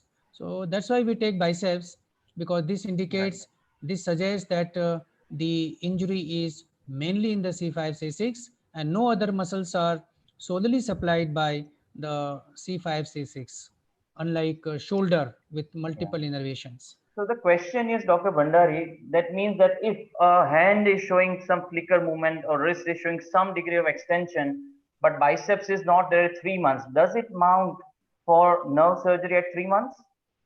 We should. We should. Okay, Dr. Yeah, Thomas, we should. Dr. Thomas, what do you think about it? He's Uh, not there. Prof. Yeah, I am a Yeah, little more conservative in my approach. right. I know, Dr. Mukund and others are probably they do surgery very quickly. But my thing is, when I see this at 3 months, there is no biceps, I Observe. will tell the parents that, the child may require surgery. But at the same time, I operate around 6 months. There is a Right. problem with that because sometimes the bicep starts recovering and then, the decision is also taken away from you because the parents will say why the recovery is going on. But with those children, I don't operate also. So Perfect. So, my decisions, though at 3 months, I operate only at 6 months. right. So let me share one clinical scenario here, and then I'll take Dr. Bhandari your opinion. Now, this boy is a child of a pediatrician couple, and you can see 3 weeks time they came to our clinic, and at 3 weeks the HSCMS was 8 out of 105. There was no biceps, of course, and as usual we waited for after home therapy program, and the score improved to 34, but you can see there is no elbow flexion at 1.5 months. Wrist extension is flicker. There is no elbow extension as well. And we say that we have to continue. We'll now enroll a physiotherapist colleague to help them. And furthermore, at 3 months we followed, and at 3 months there is absent biceps. And the therapist colleague told me that the SF stimulation, we do not get stimulating biceps. And wrist extension is 2. So we see some flickers with gravity eliminated.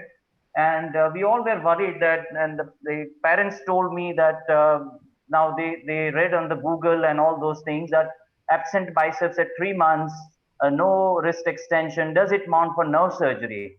So it took little hard time for explain to them, let's wait for some time and some of them may recover. And at 4 months, the therapist told us that there is some flickers and there is now good stimulation, and we could plot it at 2 at 4 months, and wrist extension is also coming up. And at 5.5 months, we could see anti-gravity biceps function. So, and furthermore, this, as you can see, this child good overall at 7.5 months, the 91 out of 105. Biceps anti-gravity child could clear the cookie test, and we did Botox for interrotation contracture. So, as Dr. Nishchal mentioned in Peter Waters' article, and as Dr. Thomas suggested, when there is flail limb, we also suggest the same policy Dr. Thatte and Dr. Bhandari mentioned. We operate earlier, hand movement should be there. In this case, we had good lower trunk function, and the wrist extension was coming up, so we tend to wait. And there are some children, they show improvement in this. So Dr. Bhandari, what do you think about this? What I can visualize on the screen is that this child had good elbow and shoulder. Yes. At 3 months when he was assessed, only the wrist flexion was, wrist extension was lacking. Yeah, and flexion was 0, sir. Flexion was not there at 3 months. It was not there. Okay. Yeah. So generally, the recovery takes from proximal to distal. Okay. Biceps is normal, abductions are normal. I think such kind of patient which have got just problem with the wrist flexion or extension, but if the fingers biceps is not normal, sir. Biceps is 0 at 3 months. So what I mean to say is, if we follow Dr. Gilbay's guideline, then we might operate some patients at 3 to 4 months, but some of them they go ahead on improving, and some of them they also show anti-gravity biceps function without any surgical intervention. So in those cases, probably it is wise to wait for a few months, as Dr. Thomas suggested. There was just an example. And now coming to next question, and we discussed it partly for Narakas 1 and 2, and you mentioned that biceps is a key factor. I like to take opinion of Dr. Piyush. What is a decisive factor for you for Narakas 1 and 2, and what timing you prefer, 6 months or 9 months? Yeah, so basically, again, coming to the point like that, I still believe what Gilbert has said, that around 3 months, if there is no anti-gravity biceps, and more importantly, that it's not exactly that 3 months criteria, or I will say that, but anywhere between 3 to 4 months. If there is no good biceps, or I will say that more importantly is that observe the child and compare both the limbs. And if you find that the affected limb is grossly not moving well, you just allow the child, don't do towel test also. Just allow the child to move both the limbs, try to stimulate by giving some objects or toys on both the sides, and just observe both the upper limb. And if there is a grossly inadequate function on the affected limb of the shoulder and elbow, see, basically 1 and 2 means hand is good. Yeah. Fine. Only problem is that why the child is not using hand, because he cannot put the hand in space. And that is the reason even sometimes those weak hands, sometimes those hands look weak initially. But once you operate, and once the patient develops the elbow flexion and shoulder abduction, that hand becomes improve a lot and they become normal. So yes, my choice of offering surgery will be around at 3 to 4 months when the elbow flexion is not grade 3 or anti-gravity elbow flexion is not there. But why?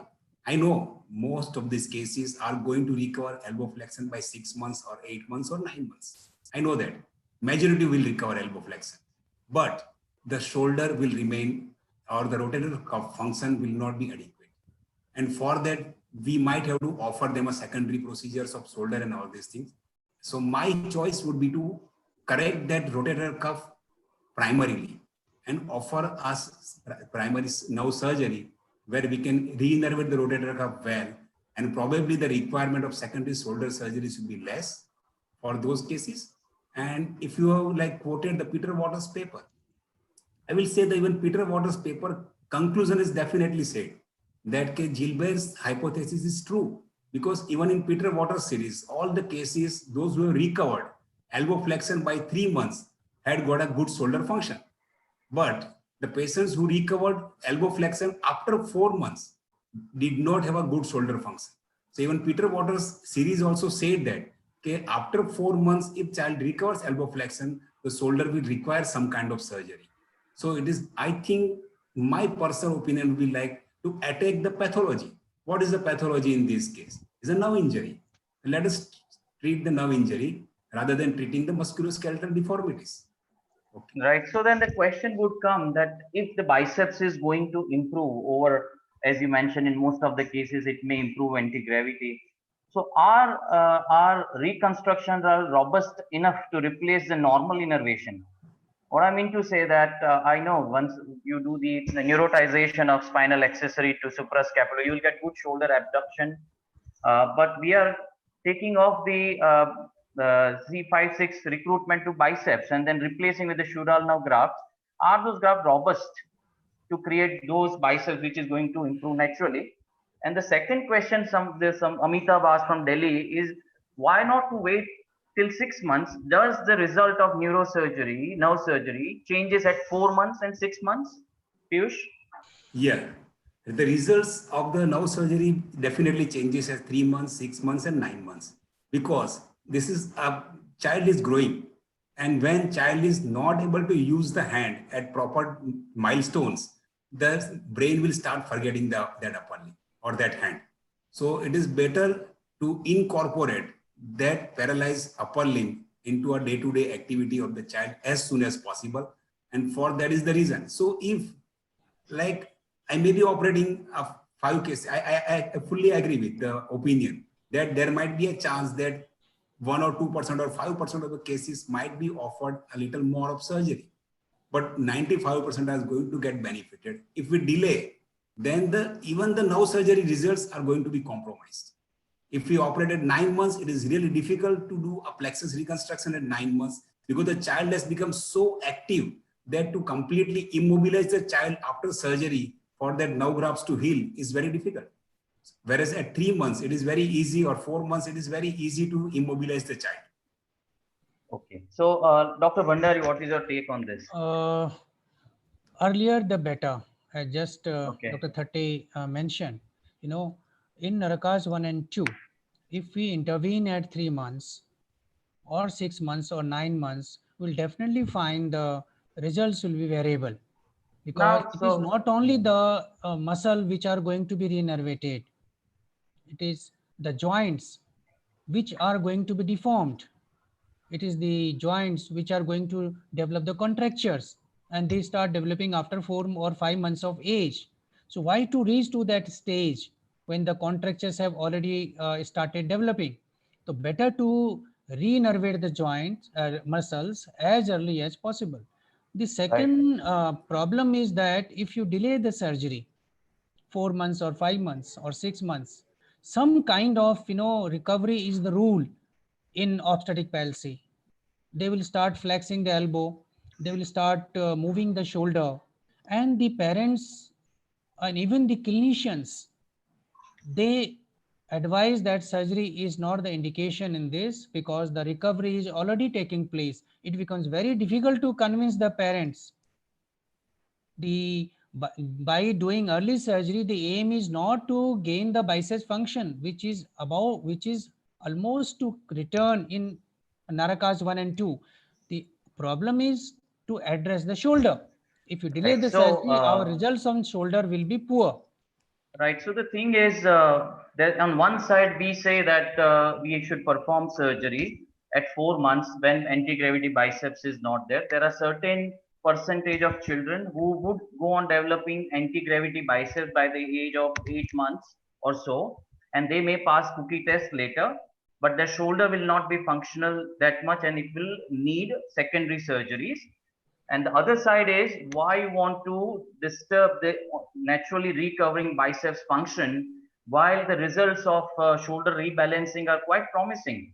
So these two things need research. Can I just ask Just a one moment. question? So this question should be answered, and we have been searching the literature, and we need to randomize these 2 points, and we need to do study. Nishal, we are short of time, so I'll go ahead. This is Just a a short question, burning just question. short. Yes, please.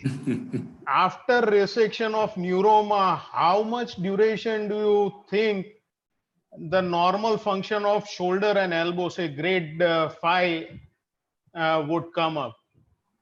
So How much time it will require? What we are talking about, that so we that want that we normal take shoulder again. and elbow flexion.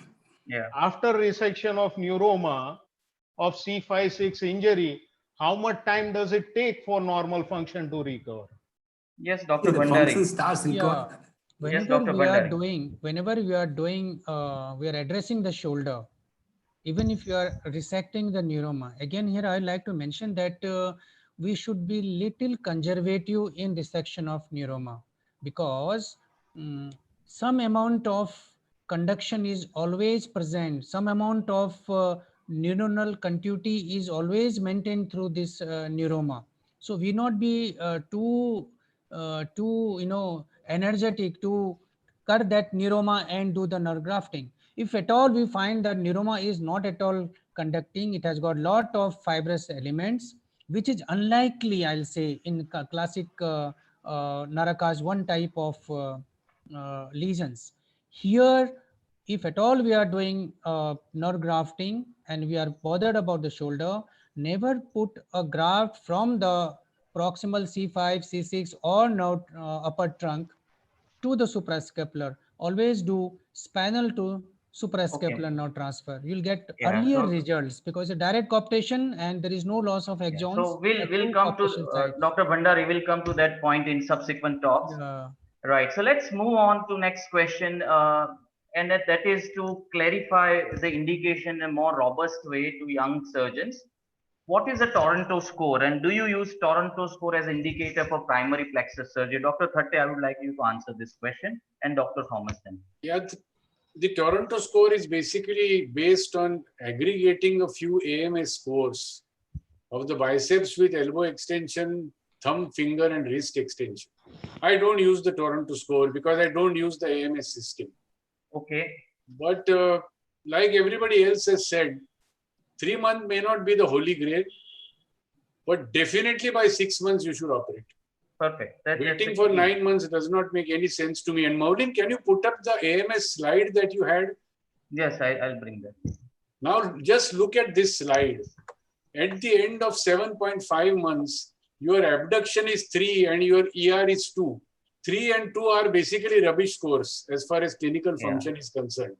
And those are the ones which are C5, C6 innervated. Adduction, forward flexion, internal rotation all have C7, C8 elements, which means at the end of 7.5 months, you are still showing that C5, C6 innervation is poor. And this child probably deserved surgery at the age of 4 or 5 months, where 11 to SSN would have been done, and you might have had a far better result. So I have not posted the further workup here because it was pertaining to the nerve surgery only. But this patient had internal rotation contracture, sir. And so I Botoxed it at the age of 8 months. And you will be surprised that this child did not require any further shoulder rebalancing surgery. Okay. And his HSE AMS is 103 out of 105. I must personally communicate this case with you. Okay. So I agree with that point, and I was waiting for this question. Anyways, so next question is how late? Okay, Dr. Thomas, do you use Toronto score in your practice? No, we also don't use Toronto score in our practice. Our therapists use their own techniques and seems to be quite reliable. But I agree that Toronto score is good in the sense that how to do a quantitative assessment of a child who does not listen to commands. So I think the AMS and the Toronto score has its value, but in our clinical practice, I'm not using it. Yeah, so I'm a bit concerned here because there the great plastic surgeons of our country are sitting here and they all are doing such an extensive work in this. My question to you is how you compare the preoperative function of a child and post-operative outcomes, sir, when we are not using HSC AMS in our practice. Thatte, sir, what do you suggest? Sorry, what is the last sentence? When we are not doing? When we are not using AMS, AMS then, is not required for monitoring. You can use a mallet score, you can use a MMRC grade. There are so many. Mallet score is an excellent way for studying global shoulder function. Right. So In fact, AMS can be very deceptive. People show AMS score of 5 and call it a good score. AMS score of 5 is not a good score. Okay. So you take Mallet and other MRC grades as MMRC and Mallet are very good ways of monitoring patients. Perfect. Now, this is a burning question in our country that so many patients come pretty late to us. And now I'll ask Dr. Bhandari and then Dr. Nishal, how late one can recommend primary plexus reconstruction?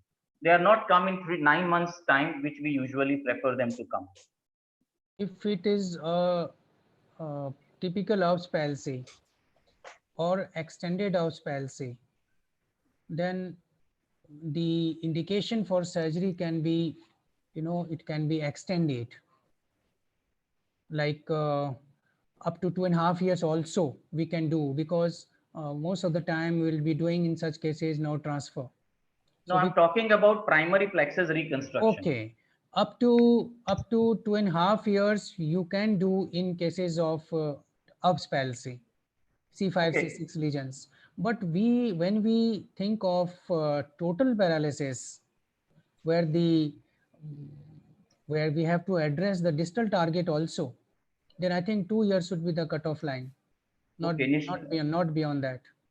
So that is primary plexus repair you can offer till 2 years. That's your take. Yeah. Dr. Nishal, I mean, isn't it a bit too much? I heard Dr. Gilbert telling this at Naraka. I was with Dr. Thatte, and they said that up to 18 months to 20 months. But would you consider primary plexus till 2 years post injury? Pardon, is it to me? Yes. Yeah. See, ideally what we would prefer is, I already discussed, but within 9 months of life, we can do up to 1 year of age. Now, quoting one paper from Texas, Houston, they suggest that operation within 12 months gives reasonably good results. But after that, like operating at 18 months, the results are little disappointing. And as we go on, it will become worse. But we prefer to do till 2 years of age. And in case of flail limb, if child presents at any age, we don't have much of option other than free functional muscle transfer. So if let's talk about that later. Expertise to that, we have to go in for now surgery. Perfect. Now, so your take is 2 years, but if partial recovery is there and Naraka's 1 or 2 is there, we can go in and operate up to 2.5 years of age. Okay, that's quite obviously the results won't be that good. Perfect. So that's a clear message that if you want to get great results out of your surgery, you operate before 9 months, and as Dr. Thatte mentioned, before 6 months preferably. More time elapses, the more poorer the outcome are. Okay. Now this is a question: a 9-month-old baby with good hand function, which I have been following, and she is not able to pass the cookie test, but clinically child has very good biceps bulk. She is also showing contractions on EMG, and EMG is reporting biceps, triceps co-contraction. Now it has come at the age of 9 months.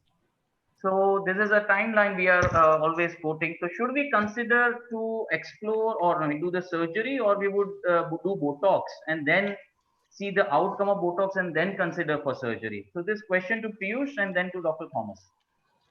Yes, I would like to say that what is the cause of failure of cookie test? So it is not just that biceps is inadequate and patient might fail in cookie test. Sometimes even the shoulder function is inadequate and the child will fail the cookie test. So again, there is no, there is reduced passive external rotation, but there is no significant internal rotation contracture, which would prevent the child from performing cookie. That's not there. Yes, okay. But then even if like principally again at 9 months, still I would like to go and do the prime plexus exploration and the repair of the nerves, because I still believe, I strongly believe probably that we must attack the pathology and correct it as far as possible, because even if 9 months is not too late, I will say, we can still try. Okay. Of course, I would definitely like do early surgery. Now again, is we not are like my first choice. Right. Now, sometimes we get confused, with the surface dynamic EMG. They are showing good recruitment in biceps. The bulk is good because therapists are working on it. We can feel the contractions.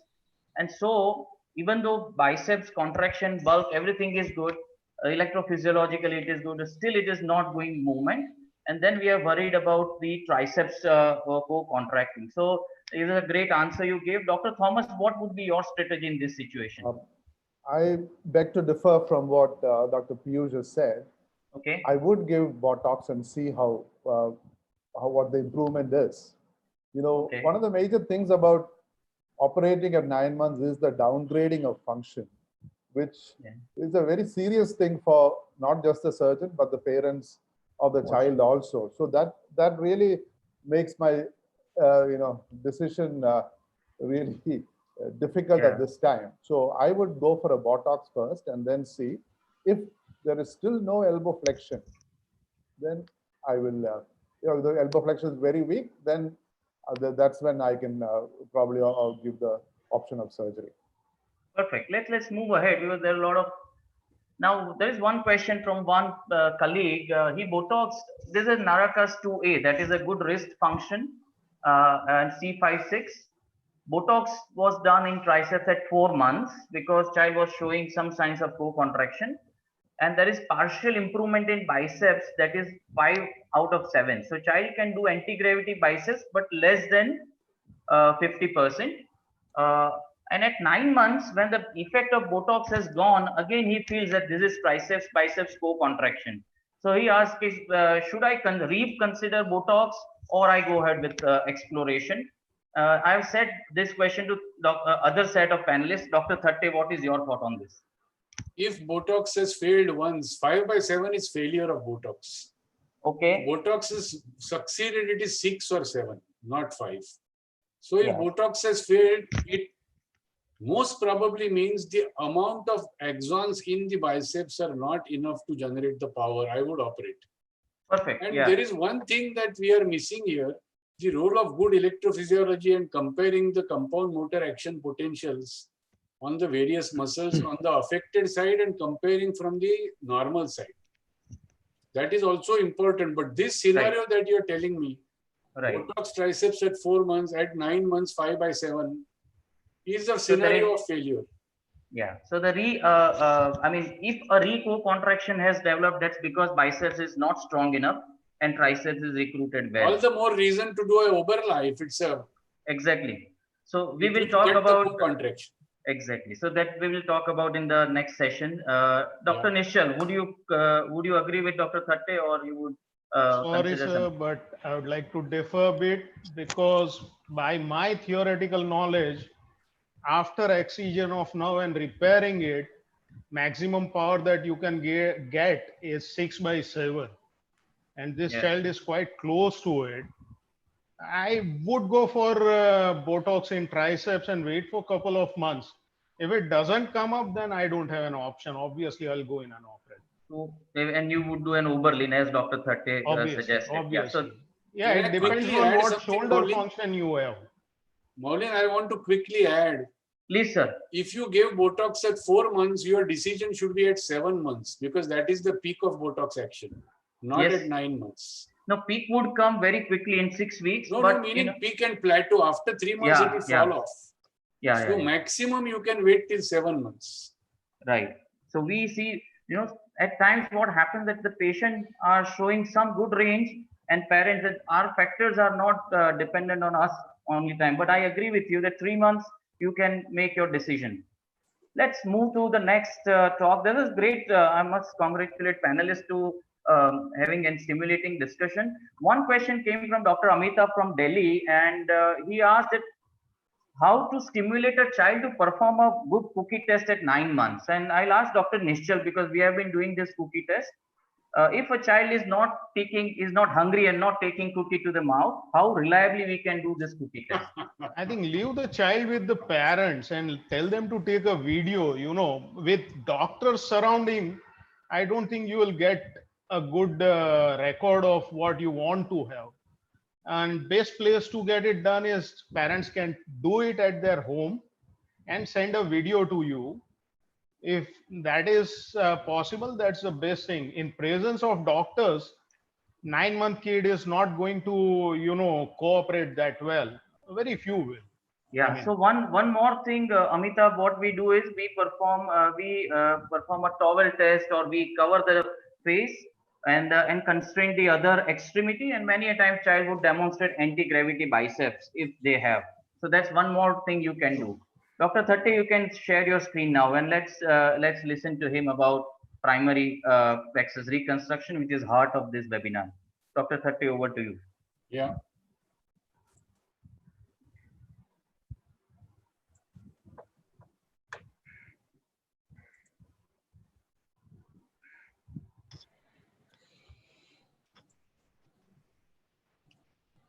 Thank you. Can you hear me? Yes, sir, clearly. Okay. So let's start. This is about primary nerve repair. So it has 3 parts: intraplexal repair, distal nerve transfers, and contralateral C7. Indication, timing, and distal transfers is not part of my talk, so I will not talk of distal transfers. I will start with the exposure of the plexus. I have used the adult model for better pictures. This is the paper we wrote in Techniques in Hand and Upper Extremity Surgery with 2 incisions, one at the bisection of sternomastoid and clavicle and one parallel to it going down to the coracoid. We then realized that this bipedical flap was not required, and we moved the 2 incisions. And in Dr. Bhandari's journal, we published in 2017, and this is the incision we now use. I will quickly go through the steps: the skin and platysma, the neck fascia, the supraclavicular nerves. External jugular is a very important landmark. Then transverse cervical vein, ligate the jugular and get the omohyoid. This is what I was referring to earlier. You can find the omohyoid here and you can find the omohyoid here. So omohyoid is a very good way of guessing where the plexus is. This is the first view of plexus.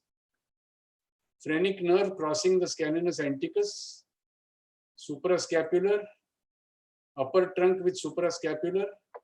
Then the lower part, basically raise the flap, notice the DP groove, open the DP groove, retract the pectoralis major and cut the subclavius. Then you get the lateral cord, lateral pectoral nerve, posterior cord, medial cord, and then you come to findings. An example where there is lot of avulsion, an example where there is rupture, one end is here and one end is here. The key to exposure, in my opinion, is to go posterior and medial to the phrenic nerve to get the genuine proximal root stumps. It often involves removal of the scalene to expose the proximal roots. And in scarred cases, coming up from infraclavicular side helps to get the C8T1 properly and safely. This is the point I want to make. This is the phrenic. The scalene has been removed considerably below and behind it, meaning medial to it. And now you can see really the proximal roots. This is a C5-6. This is an avulse C7, and that's a C8T1. A close-up picture of the avulse C7, dorsal root ganglion, and the motor rootlet. The use of intra-op decision-making nerve stimulation, ulnar followed by median. Notice in the ulnar nerve, you will remain a pointing index. Can you see that? Pointing index and extended thumb. And then when you go to the median, you will get flexion of the full flexion of the wrist like this. So this is important to determine between ulnar and median. I also want to show you pectoralis major because it leads to a lot of false thinking about shoulder abduction and elbow flexion. Sorry. So that video, huh?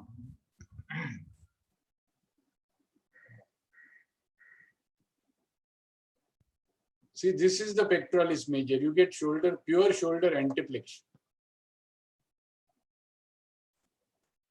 And then if you find the intact C8T1. Sir, can you show that previous pec major? What did you do in there? It is stimulated on the chest or?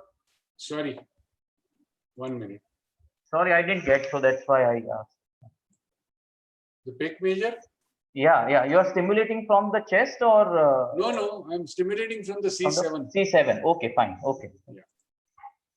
And then the intra-op lower trunk, again, I'm stimulating at the level of C8T1. See my stimulator, it's over here. So unless you get convincing flexion like that, do not depend on that C8T1, even if it looks intact. If it looks intact and you don't get stimulation like this, cut it because it is very likely centrally avulsed. So the planning for C5, C6, the strategy typically is 11 to SSN, C5 to posterior division and C6 to anterior division. The deltoid is considered to be a C5 muscle and the biceps is considered to be a C6 muscle. Similarly, it is my personal belief that pectoralis major is a muscle of C7 anterior division. What is the source of grafts? One or both surals, medial cutaneous nerve of arm and forearm, and superficial radial nerve short of the posterior interosseous and nerve to ECRB. You get a trifurcation where you get the nerve to ECRB, the posterior interosseous, and the superficial radial. Take it at that trifurcation. If you take all four, you can get between 40 and 50 centimeter nerve grafts.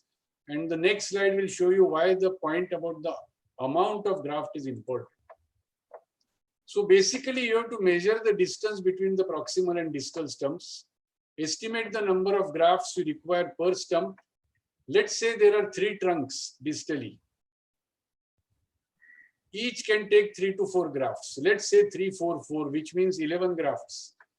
The distance that you calculated from the proximal stumps is 2.3, which means your graft requirement is 25.3 centimeters, which means you almost need to take 3 grafts of 30 centimeters to give up for some debris mass, some wastage, etc., etc. So unless you do this exercise, you cannot harvest the grafts. This is an example of 11 to SSN end to end and a cable grafting done for the proximal and the distal ends. So as you can see, 1, 2, 3, 4, 5, 6, 7, there are 9 cables here. So at the rate of 2 to 3 centimeters, almost 20 centimeter graft were required here. What about global palsy, post-ganglionic? Idea is to use available routes to trunks cords with nerve grafts. If 3 or more routes are available, there is no problem at all. You can do a full reconstruction. If, however, they are not available, take the best route to the C8T1, use the 11th nerve for the MCN, and whatever other root stumps you have, use to the ADUT and posterior cord C5, 6, 7 components. Some would say use 11 to SSN. That is open to debate. Up to 2 healthy roots, good target, and must be targeted with highest priority in a baby plexus. So again, rare instance of end-to-end cooptation. Here is the upper and the middle trunk. Here is the upper trunk proximal neuroma. Middle trunk was a tissue glue to create the cable bunches. And then you can put them above and below the clavicle like we discussed. And then you put tissue glue to fix up everything. I put 1 suture, 2 sutures, and then tissue glue. So I'm showing you function upper plexus. This is a child. Dr. Nishchal was asking how soon does it come. So we have done a very large study now and have up to a 5-year follow-up. Distal nerve transfers come between 3 and 6 months.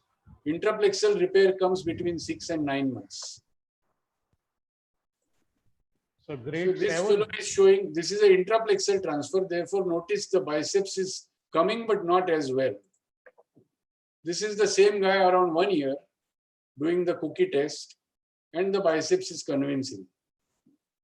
And this is the same guy around 18 months to 2 years, and you can see the shoulder abduction. This is C5-6 intraplexal.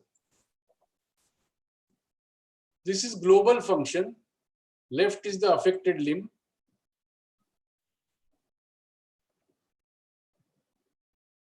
He was C5 to T1, but he was completely post-ganglionic. So we had plenty of routes to use. So we did a complete reconstruction.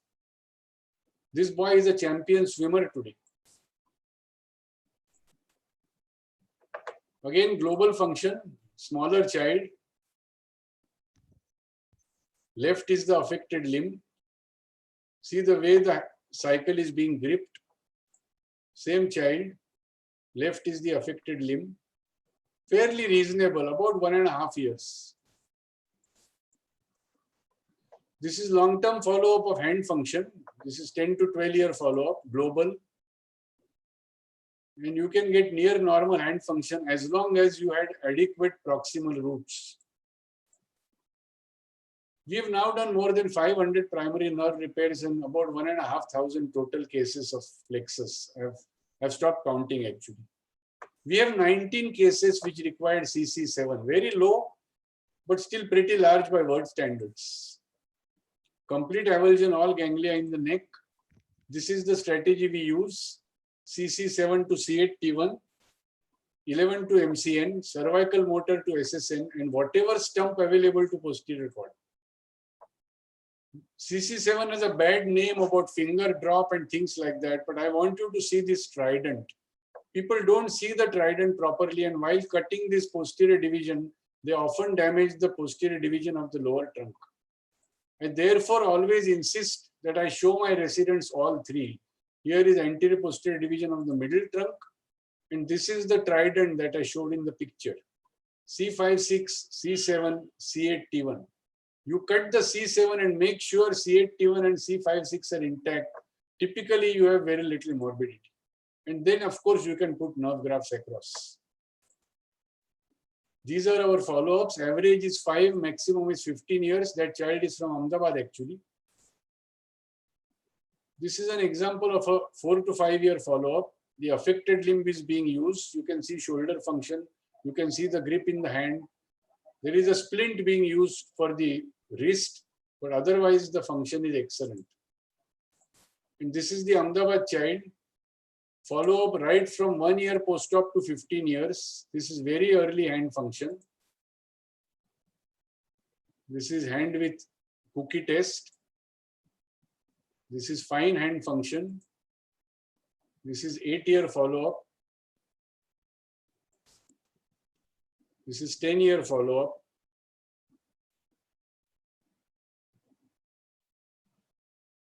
Notice that he has good thumb abduction and opposition. Now see how he will hold the glass.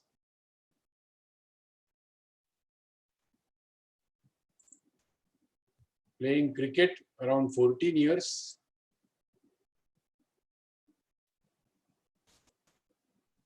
This is the Raimondi score.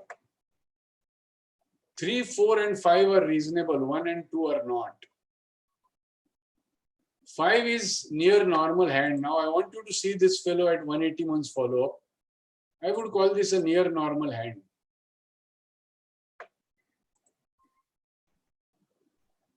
I have also noticed that cortical plasticity plays a large part when you use opposite C7, which I earlier did not realize. But when we got together this data, we realized that although hand function comes in 1 year, the usable, skillful hand function takes 5 to 6 years to come. And therefore, I feel there is a cortical plasticity element, because in ipsilateral reconstruction of hand function, the useful function comes much faster. And this is the final result. The point I want to make here is dance is a great form of biomanual exercise. And this is a 16-year follow-up showing the arangetram of this child. She's the upper plexus.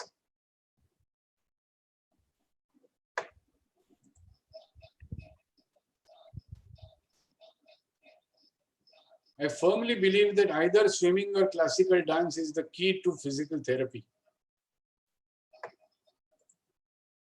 So I would conclude to say we keep very close watch for primary surgery. Global always operate. Upper plexus be very vigilant and decide between 3 and 6 months. This is about shoulder, which I'll skip. Thank you very much. Thank you, sir, for a nice talk and great follow-ups. Can you stop sharing your screen and I'll share mine. Yeah. So that was a wonderful talk, and it would encourage many of our colleagues to take this surgery because they're quite interesting results. Now we'll come to the questions, and so you cleared it that there are some technical questions about surgery. So I'll go quickly through which you have already answered. That do you use only suture or suture plus fibrin glue repair? And you use fibrin, you make a coaptation with the glue. Yes, Dr. Thatte, you want to make a So I sentence here? use, when I make those cables and I use fibrin glue to create those cables, I use 1 or 2 sutures at either end to make sure it is staying there, and then I put fibrin glue. Perfect. Dr. Bhandari, is your practice the same? Generally, for the purpose of nerve grafting, I use one suture and rest of the glue.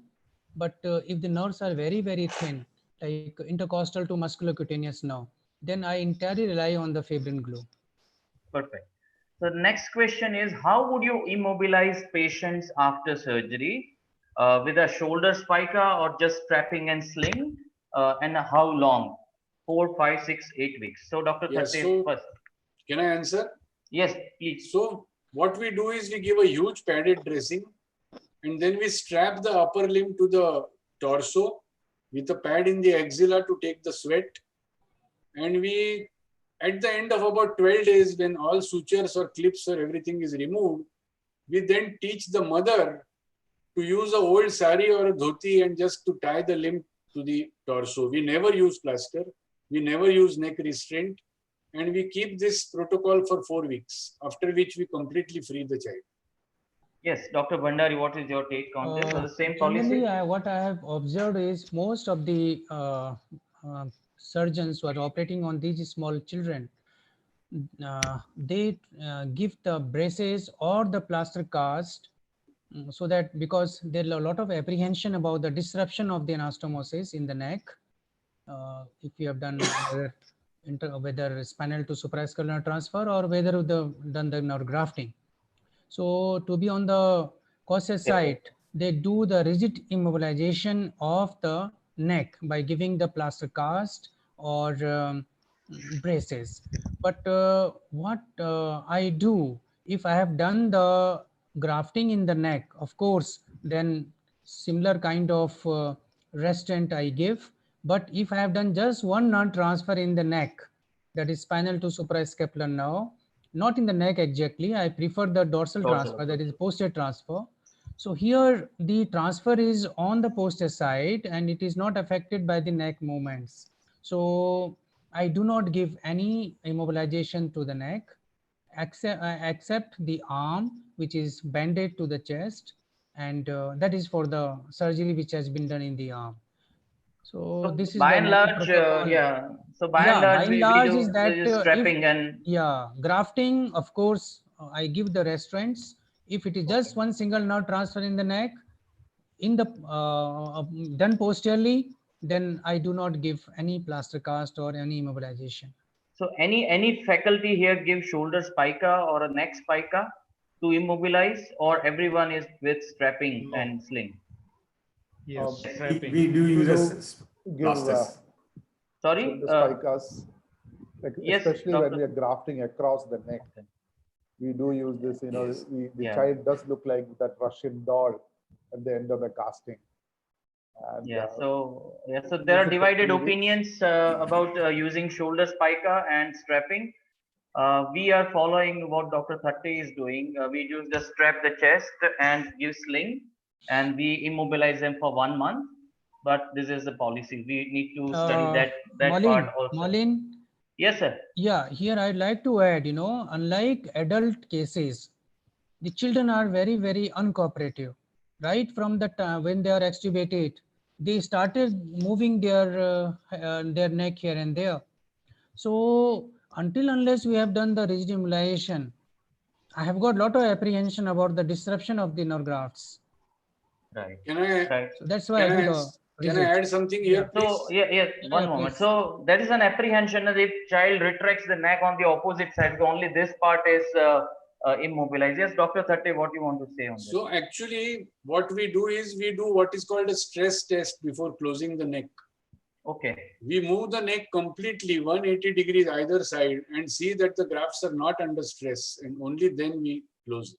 But even then, the jerks, during the movements, they can disrupt your sutures. So this brings in very important question that what should be the length of graft? Is it how much it is more than the distance between the proximal and distal stump? Piyush, what is your take? How your length of graft is little bigger than the gap it is, or how much percentage it is bigger? No, it's usually you take a judgment about that, but then yes, it is usually like you can say 10 to 15% bigger than what is actually required. But then yes, I personally use a plaster slab around the neck to prevent the movement. But if you look at the literature, most of the people who are operating birth pulses, they do not use such restraints. And their take is that the movement of all this occurs at the atlantoaxial or the first and second vertebra, and not where you are operating. So I really don't have any much. So, I mean, this makes a very important point. We should compare Dr. Bhandari's patients and their outcome at 2 years and Dr. Thatte's patients, and that will give us a conclusion, no, to whether the giving spica is helpful or just strapping is okay. Isn't it a valid point? We should, at least there should be one study out of this webinar. Okay, let me go to the next question. We all do Shural now harvest, and Dr. Thatte, would you do an open harvest and then scope assisted harvest is also a thing? Because some parents are now telling us that the scars of the nerve, Shural now, is very cosmetically appealing. So what is your practice? Always open, always full open. Yeah. No option given to parents.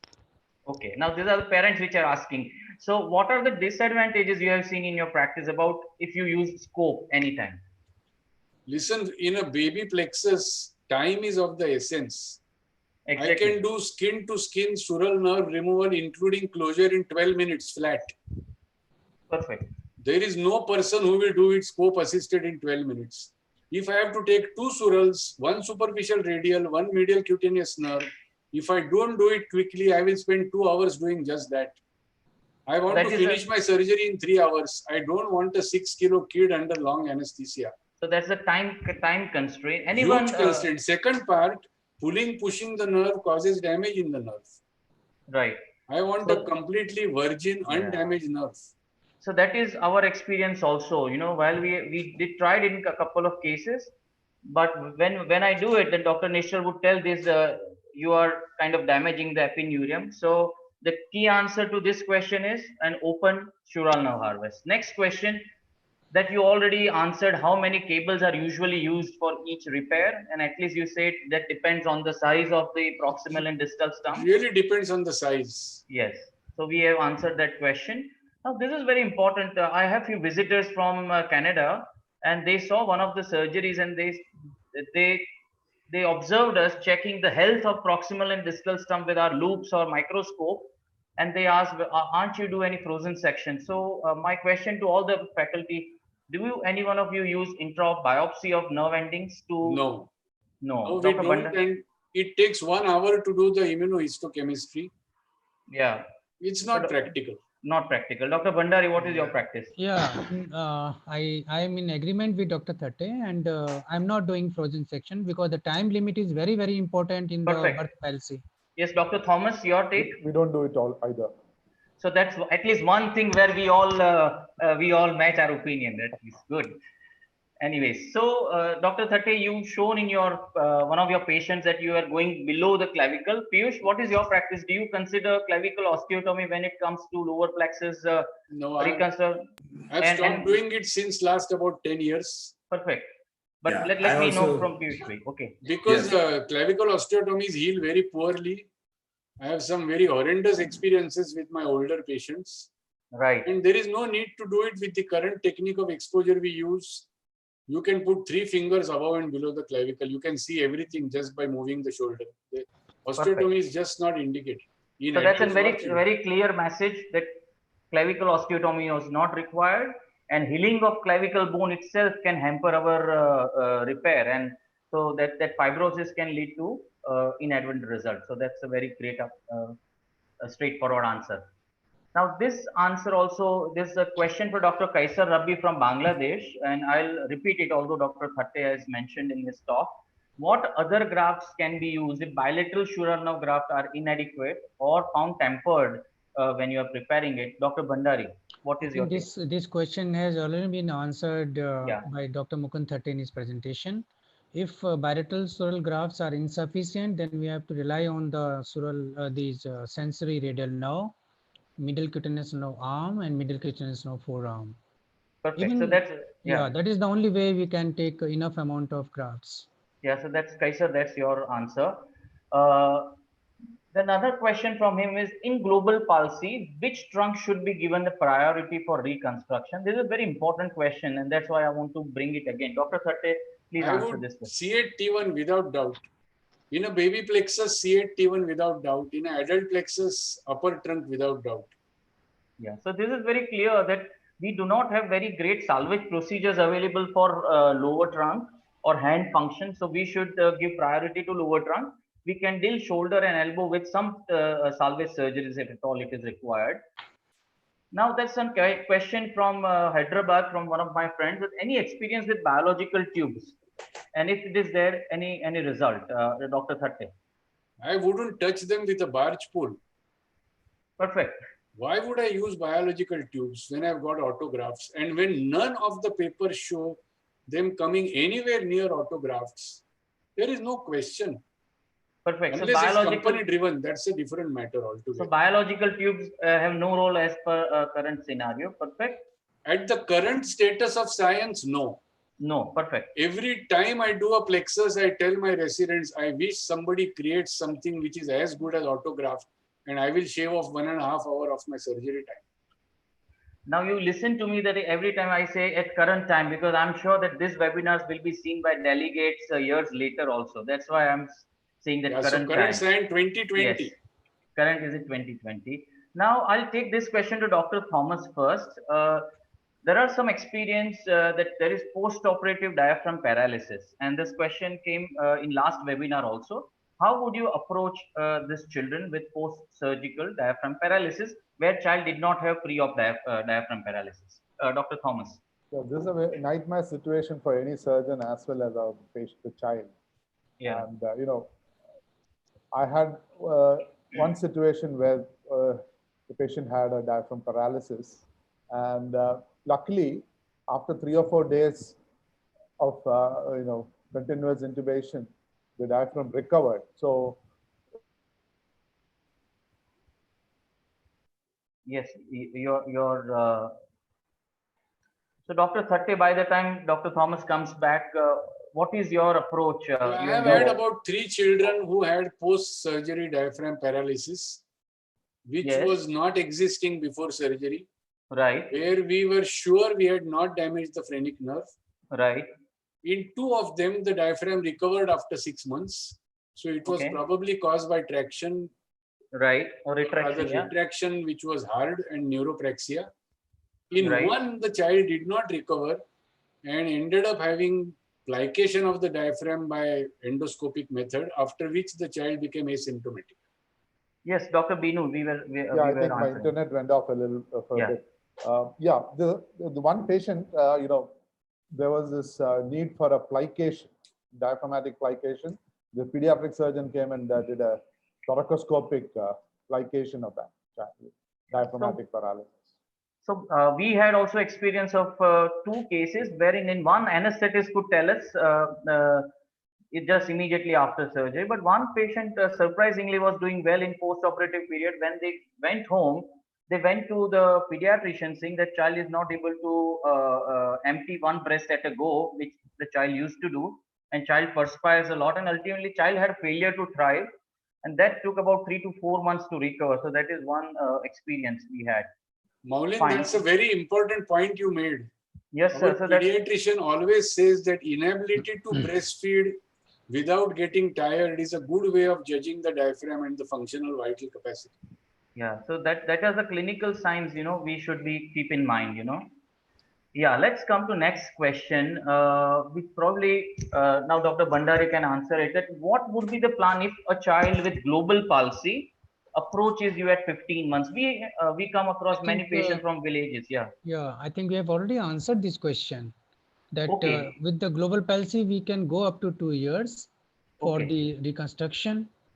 If not primary reconstruction, means anatomical reconstruction with the Then, nerve transfer, yeah. and up to 20 months we can extend. Perfect. Piyush, do you have the same strategy, or would you be scared of operating children after 15 months? You're mute. Can you on your mic, please? Yeah, so basically, it is important to realize at this juncture that now this patient does not have a good prospectus of recovery, because Yeah. even if you operate at 15 months and child may recover some functions in this upper limb, but child will not be able to incorporate this upper limb in his day-to-day life. So yes, I would like to see most of these child at 15 months must have recovered some or the other functions. So according to that, we might take a decision to offer him some salvage type of procedure and not exactly a primary plexus exploration and reconstruction. Right, I agree. Then when this problem is neglected for 15 months, I am sure the parents are not smart enough to understand the intricacies of these maximum surgeries. So I agree with you. Now, this is a very nice question by Dr. Jagat Munasinghe, who is a pediatric neurologist and a good friend from Kandy, Sri Lanka. That how do you explain to parents the pattern of recovery? What thing comes first? Sensory improvement and motor power and flickering, and then most of the patients ask when parents will see the first movement after surgery, and how to counsel parents in early practice, because I know Dr. Thatte is a huge patient. We run a brachial plexus clinic, so we ask them to sit together. But Dr. Nishal, how would you explain to these You, parents? you know, Basically, Dr. Thatte, I first, am coming to you in one oh, moment. sorry. Nishal, please go ahead. Yeah. sorry, sir. Uh, to begin with, we explain the parents that this is going to be a long path of recovery, and probably this surgery may not be the last surgery that you are going to face in your life or the child's life. The first sign, obviously, the child would start having sensations in that area. After that, you can say the bulk of muscles forming up, and then gradually the movement coming. This is a short preview of it. And usually, proximal to distal recovery happens, the shoulder, because the distance of now to regenerate is short. While for hand to come, it takes almost about 1.5 to 2 years at times. So these all things are explained to the parents, and an outside chance of no recovery happening is also explained to the parents. Right. So this is how we go ahead. Perfect. Yes, Sir. Dr. Thatte, what is your take on this? So I say to parents that out of every 100 children we operate, 90 get good result. But it also means 10 do not get good result.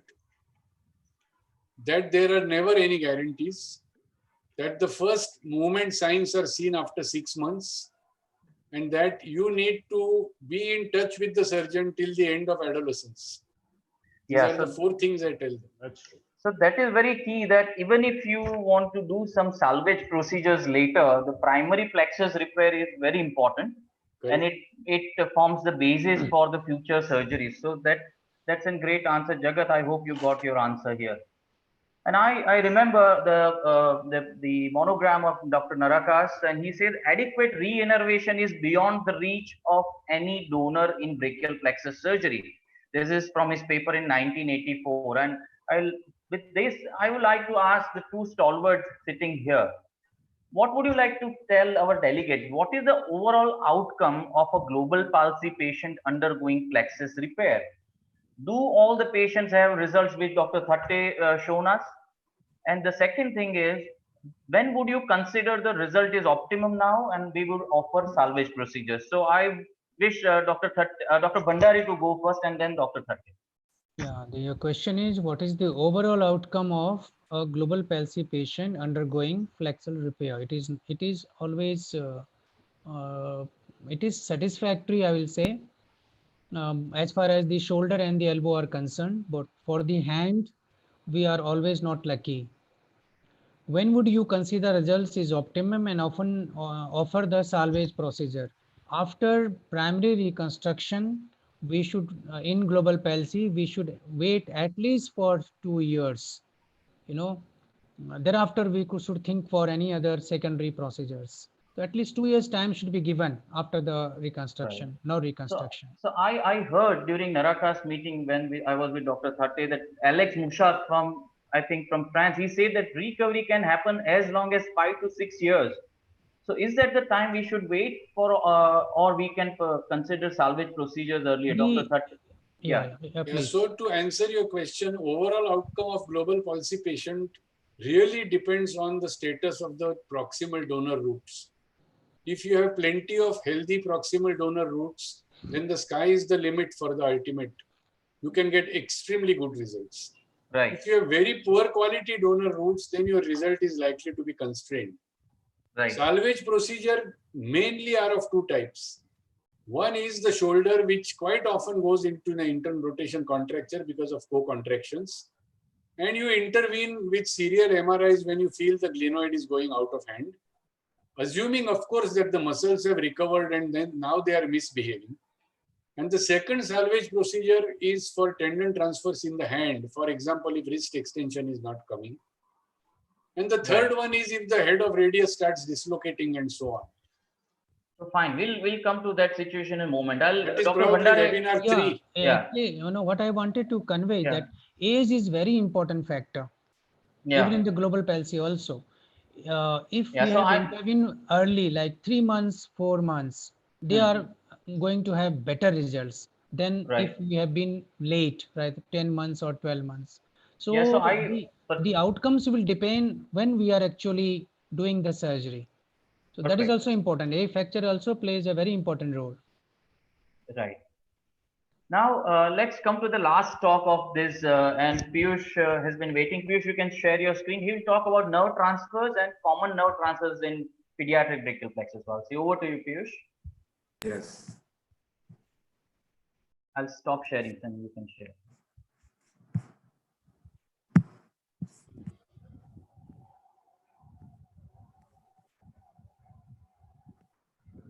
Yeah, I think I'm visible. Yes. So basically, nerve transfers have become a very attractive options to treat the brachial plexus injury, and more so in the adults. In adults, partial palsy, and even in total palsy, the nerve transfers have become the mainstay of treatment in many of the cases because the nerve grafting is not giving very good results. And that is the reason now the nerve transfers is slowly becoming more and more important in birth palsies also. But still it is not that common. And why it is not that common? Because there are some certain issues with the nerve transfers. So I'll go for the what are the indications and common nerve transfers in birth palsy. So the treatment of birth palsy, the indications, yes, there are lots of controversies. But in surgical, once we have decided that we are going to offer a surgery, now there are no more controversies, as there is no role of neurolysis now.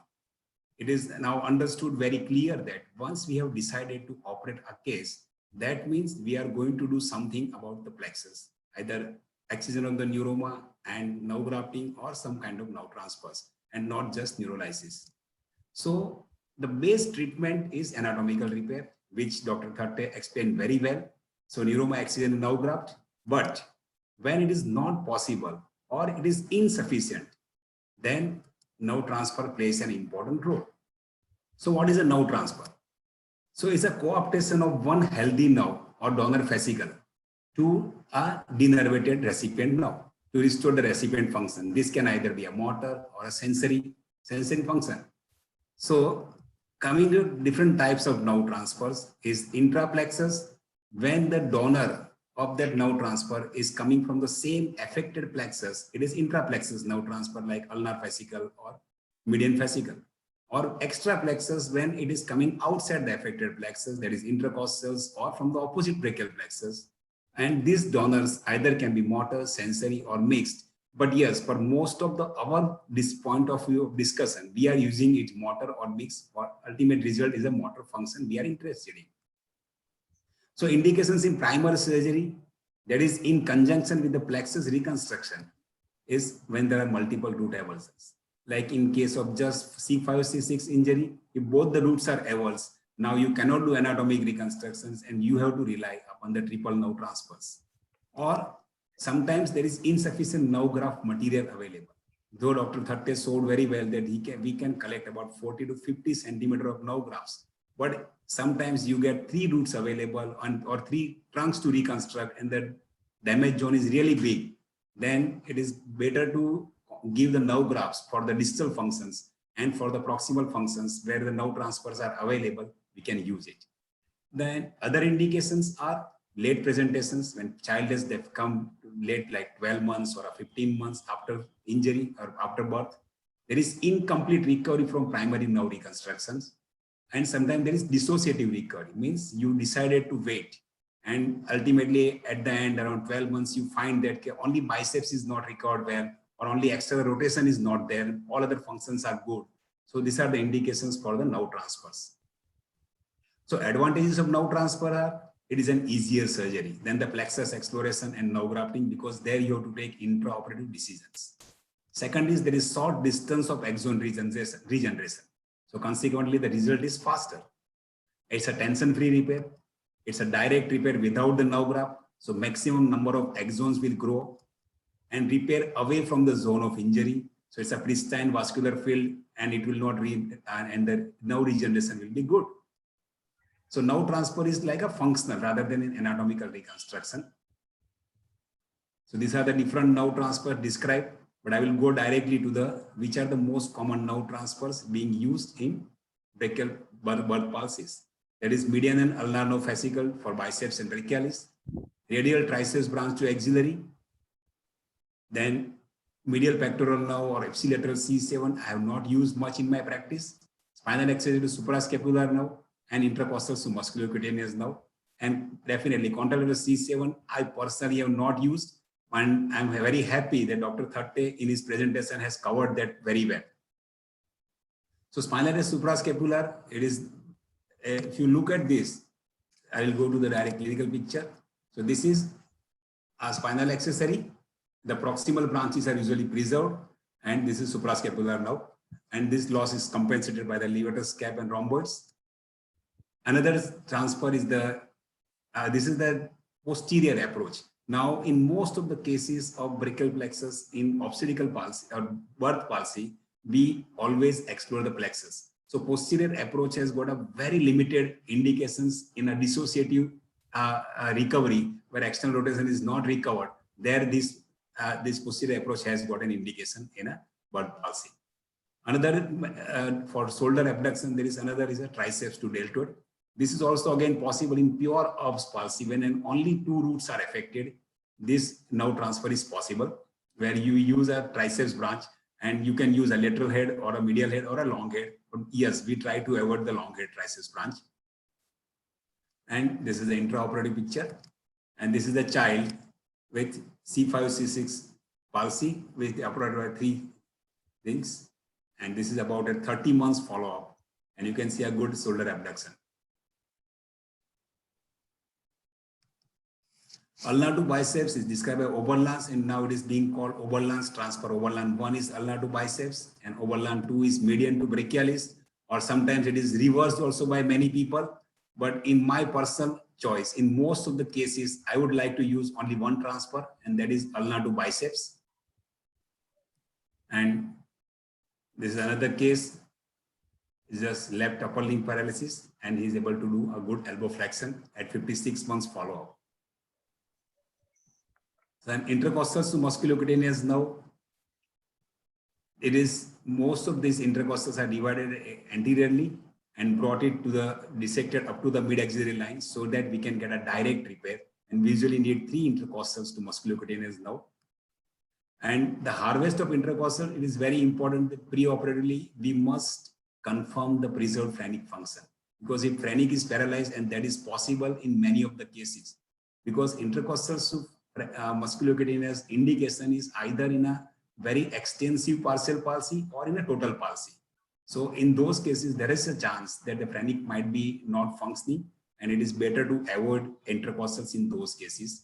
Second important point is stripping of periosteum is avoided, because otherwise this can lead to chest wall deformities. And try to preserve the sensory branches in female babies at least. Of course, it is difficult, because ultimately we want to achieve a direct repair of intercostals to musculocutaneous nerve. So at least one branch, if we can preserve sensory, then it is better to get a good breast sensation in female babies. This is the intraoperative picture, and this is the result at about 37 months.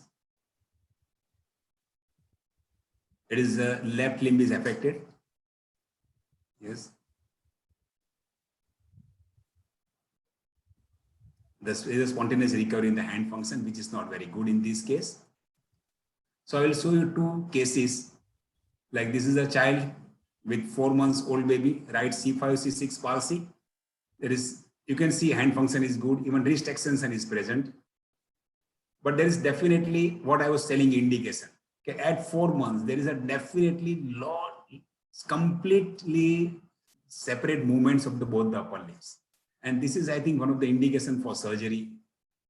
And intraoperatively, we found plexus almost near normal, and going medial to the phrenic nerve, we found the C5, C6 roots are everse. So this is one of the very good sign. If you find plexus completely normal, the chances of root eversions are very high in those cases.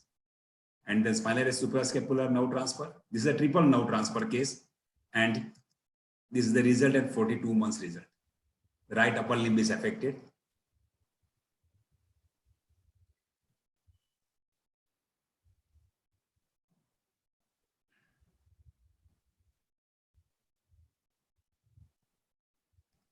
This is a C5T1 palsy, but this child presented at 9 months with spontaneous recovery in triceps grade 3, pectoralis major grade 3, wrist and finger flexions are grade 3, but no intrinsics in the hand. So basically there was some recovery in the T1 hand function, and we are doing surgery for the biceps and shoulder abduction. So now,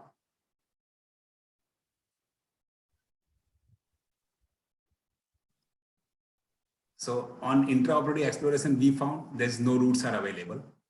So we have to resort to the nerve transfers in this case, because we do not want to disturb the C8 and T1 from where some hand function is coming. So spinal suprascapular was done, intercostals to musculocutaneous, 3 intercostals musculocutaneous were given, and this is the result at 45 months.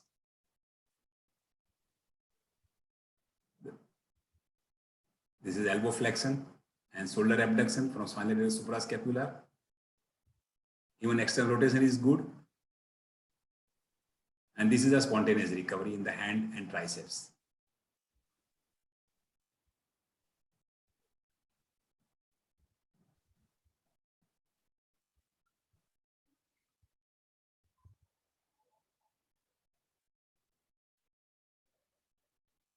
So coming towards the end of my presentation, what is the nerve graft versus nerve transfer? Because the nerve graft reconstruction takes advantage of greater number of axons, and it produces an anatomically correct reconstruction. But our understanding of the topical organization of that eventual branching pattern of proximal roots is limited. So we cannot reproduce the normal nerve organization using the multiple cable grafts.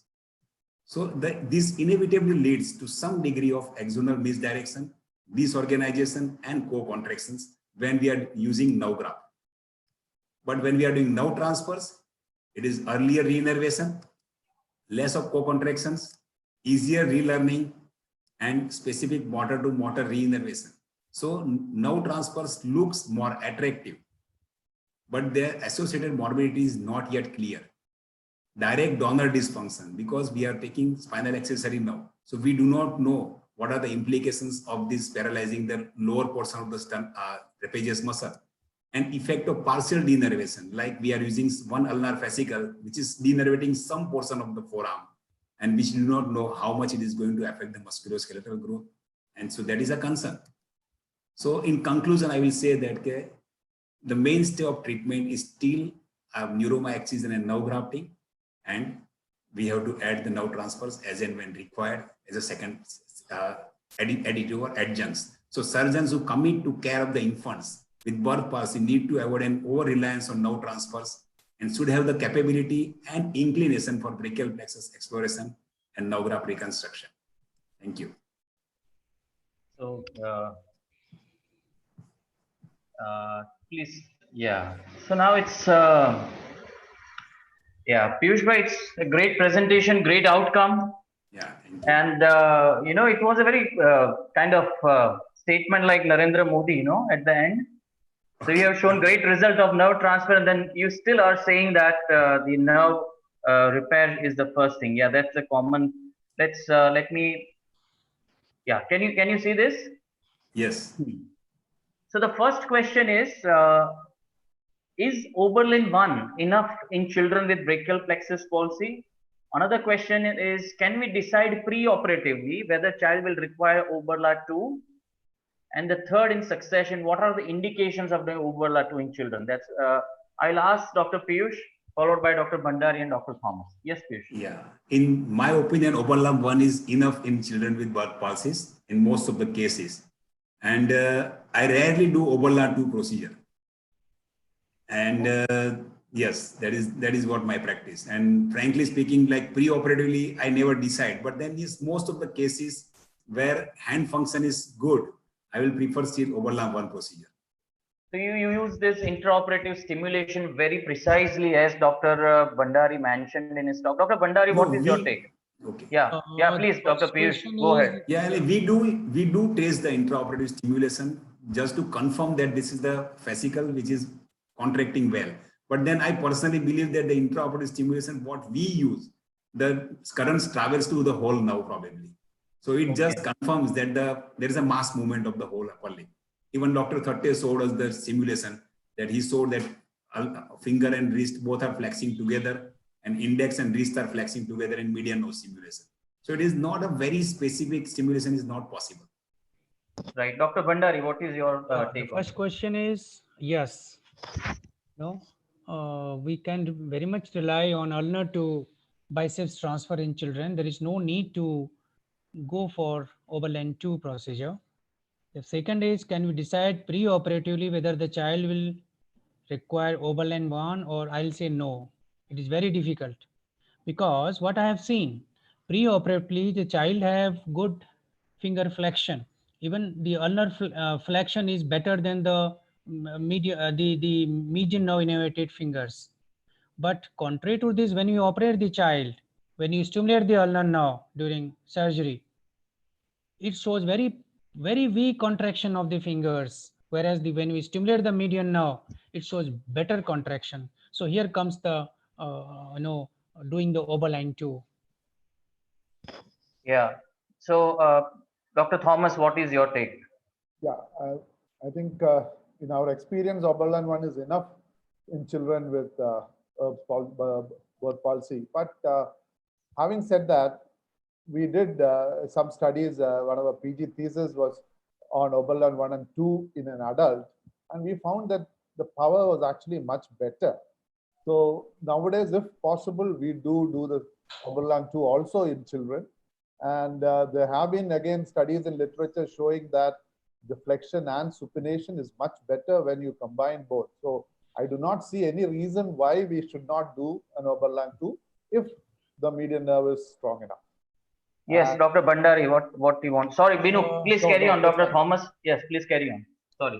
And probably preoperatively, in children, you cannot tell them to flex the wrist and assess the FCR. But one way you may be able to do it is to see that the flexion is more in ulnar deviation. You can probably consider that the FCU is more stronger than the FCR. But it's not reliable enough for us to decide preoperatively whether we can do it too.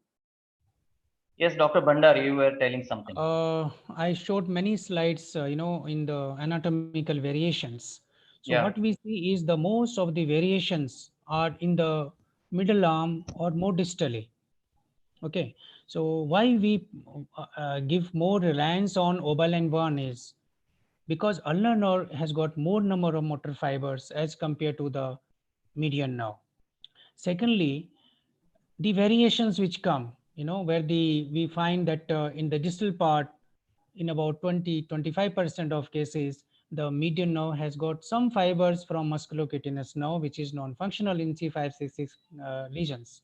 So if we use those fiber, unfortunately, in the Oberlin 2, the results will not come in the brachialis innervation. Number 2, the median nerve has got good sensory innervation in the thumb and the index finger. What I have seen in the adult cases, that if you do Oberlin 1, Oberlin 2, both cases, the patient doesn't complain much about the sensory problems in the ulnar fingers, that is in the ring and the little finger. He complains of the problems more in the thumb and the index finger because of the median nerve. So we should be, it should not be made as a routine to do the both the procedure together to restore elbow. So I'll ask this question in a different form, Yeah. where the patient looks very demanding or very kind of aggressive. What is the harm in doing Oberlin 2? Because there is some chance that with Oberlin 1, if we fail, then we have to go back. So what is the harm, and what percentage of patient we can expect in Oberlin 2, so that we can reserve it or we can avoid it at the outset? Dr. Bhandari and then Dr. Thomas. When this procedure was described in 1994 for Oberlin, it reported a study of 4 cases in Journal of Hand Surgery, it was just ulnar to biceps transfer. There was no mention of the median nerve to brachialis. It came later on. The disadvantage I already mentioned to you, that though there are remote chances that what may happen, that you have done that both the anastomosis proximally and distally, the proximal may disrupt. Okay, and then we have got some backup, to get the elbow flexion by median to brachialis. But at the same time, you must realize that by doing the both transfer, we are giving sensory problems to the fingers, to the thumb and the index finger. Though these do not come always in all cases. In my practice, in adult cases, if it is a classic C5, C6 lesion, and I do not find many the variation which I described, then I go for both Oberlin and Oberlin 2. But Yes. most of the patient I've seen that at least for 4-5 months, they do complain of some sensory changes in the sensory problems in the thumb and the index finger. Yes, Dr. Thomas, what you want to I say? do agree with Professor Bhandari about more problems with median nerve harvesting, median nerve fascicle harvesting, especially the sensory problem. So one thing I always do is when we do the intraoperative stimulation, I make sure that the fascicle which I may be taking will be contracting very well. And the whole median nerve has got a lot of sensory components. Some of the fascicles does not react to your stimulation at all, and some of them poorly so. If there is any doubt, I do not take those and I will leave it alone at that point. So try to prevent sensory loss as well as some critical motor loss. I just want to ask one question. Why does Dr. Piyush not do the Oberlin 2? He didn't answer that before. Yeah. Yes, Piyush. Yeah. Basically, if you consider that there is something called luxury of innervation in brachial plexus or this child. And that is what it's considered that C7 is also contributing towards the musculocutaneous nerve. And there is some possibility of that contribution working in musculocutaneous nerve. And that is the reason that we do not want to sacrifice both the branches. So this is one of the reasons, I will say. Okay, I think we should move ahead. We are already quite far. Now the question again is, what is the upper age limit for distal nerve transfers? Nishchal Bhai has already answered that we can do up to 2 years. Dr. Thatte, is a 2 years a mark? After 2 years, you do not offer nerve transfers? You know, this is like they ask in the exam, when will you remove drain? You say 48 hours, and the examiner says, what about 49 hours? There is no answer to this question. Yeah, so I want The a real brief. answer is, the real answer is, if at all you want to do something pre-operatively to find out whether you have any chance of success, is to do a needle electrophysiology, and if adequate number of fibrillations are seen, then there is a reasonable chance for that muscle to accept the nerve. That is the only thing you can do pre-operatively. Rest is left to the Bhagwan Bharose. Yeah, and can I ask you in other words that what is the highest age where you have done this Oberla transfer? In children, I have done up to 2 years. Up to 2 years. Nishchal Bhai, what is your take? Nishchal Bhai, are you there? Okay. Let me go ahead. That we have discussed already. Is there any role of intercostal nerve to musculocutaneous nerve in children with brachial plexus, as Dr. Piyush has mentioned? Dr. Thomas, do you want to add anything? What Dr. Piyush mentioned in his talk? Yes, there definitely is a role for intercostal nerve transfers in children. Only thing is that would be my last option, in the sense that, you know, again, there is a lot of things that can go wrong on an intercostal nerve transfer, not the recovery part, but for the, you know, if it's a girl, then later lactation and so many things, breast development, all these are possibly affected. So I would keep that as my last option, but there is definitely a role. Okay, let's move ahead. And this someone answered or asked, do you prefer any nerve transfer for wrist extension, or you resort to salvage procedure at appropriate age? Dr. Bhandari. I will wait. I will not go for the standard transfer, which we generally do for the adults, that is parental quadratus branch to the ECRB. In children, in birth palsies, I will wait. Rather, Okay. I will prefer if the desirable extension has not come, then I will prefer rather going for the secondary procedure than going for the nerve transfer at early age. Then there is a question, what strategy will you consider when parents do not agree for primary plexus repair owing to the risk of losing some already achieved motion after surgery, especially C5-6 and C5-6-7. So this takes to primary plexus reconstruction versus distal nerve transfer. So Dr. Piyush, what is your take? No, I won't let you go easily. Tell me. No, if patient is not ready, then yes, we do not have any options of that. But then recently I operated a case at I think 1 year old baby, and who has got some recovery of this thing.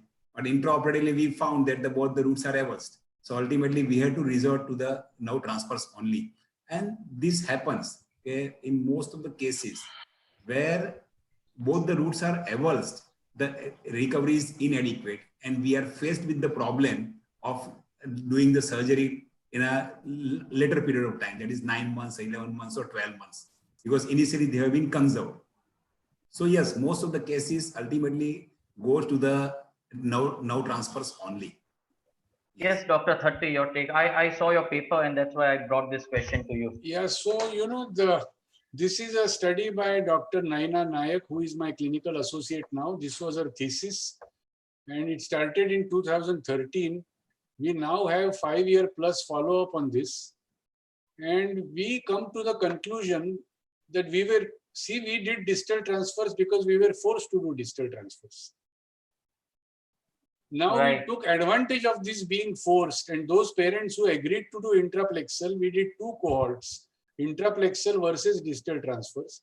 At the end of 5 years, we find that there is not much difference in results, except that there is a very small advantage vis-a-vis shoulder IR and shoulder secondary surgery in the distal transfer group, which is not statistically significant. However, in terms of early recovery, what Dr. Nishchal has been talking, in terms of early recovery of things like shoulder abduction and elbow flexion, distal transfers definitely have an advantage. At the end of the day, if given a choice, I will always do proximal nerve repair first. Because I then have a second arrow with me of a distal transfer. If I have shot my arrow already with a distal transfer, I can't later go and do a C5-6 repair. Right. So that's a nice answer. But now let me bring these papers to your attention. And the last paper of this is from Alberta group in Canada, Michael Chan. And this is the study which is not yet published, but was in print in 2020, plastic and reconstruction surgery. They have compared the cohort, as Dr. Thatte mentioned, and the triple nerve transfers versus primary nerve grafting. And they have found better result with triple nerve transfer. And now they are offering triple nerve transfers and not primary nerve repairs for C5-6 injuries. So we all should better go through this paper. And they are coming out bold that the nerve transfers are better than primary grafting. I can send this copy to all of you. So the question, it looks like when we go through the literature, are we moving away from primary plexus surgery in upper trunk injuries? Because we are seeing lots and lots of papers coming up of distal nerve transfer. So I'll ask to salvage Dr. Thatte and Dr. Bhandari, and then we'll sum up with the final conclusion. Dr. Thatte. No, I am not moving away from primary plexus surgery. Definitely not. That's there is a reason for it. With primary plexus surgery, all my target muscles are going to be re-innervated. With a single, just a distal transfer, only the targeted muscles are going to get something. So I will certainly not do preferably transfer unless the parents refuse. That's a different matter altogether. Yeah, so that's a great message to all the young surgeons there, because now more and more paper in last 5 years, I saw 10 papers on this distal nerve transfer, and some of them are bold enough to say these are better than primary plexus repair. Dr. Bhandari, what is your take on this? Earlier, I used to go for that nerve grafts in the upper trunk and doing some partial nerve transfer. But now I do the graft reconstructions of the upper trunk, but at the same time, if I rely too much on the MRI findings and the nerve stimulator, if I have got little doubt about the viability of the C5-C6, I do not go for graft reconstruction. I go straightway for the distal nerve transfer.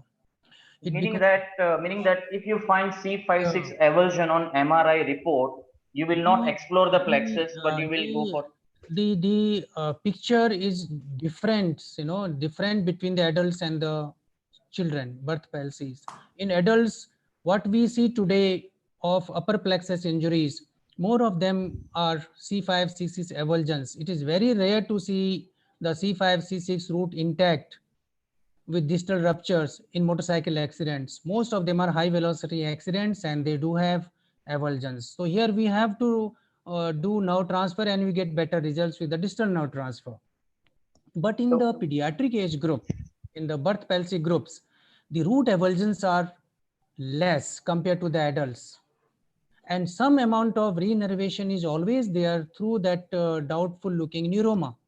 Some neurons are always conducting. So I'm little chary about excising those intact nerves and going for the graft reconstruction.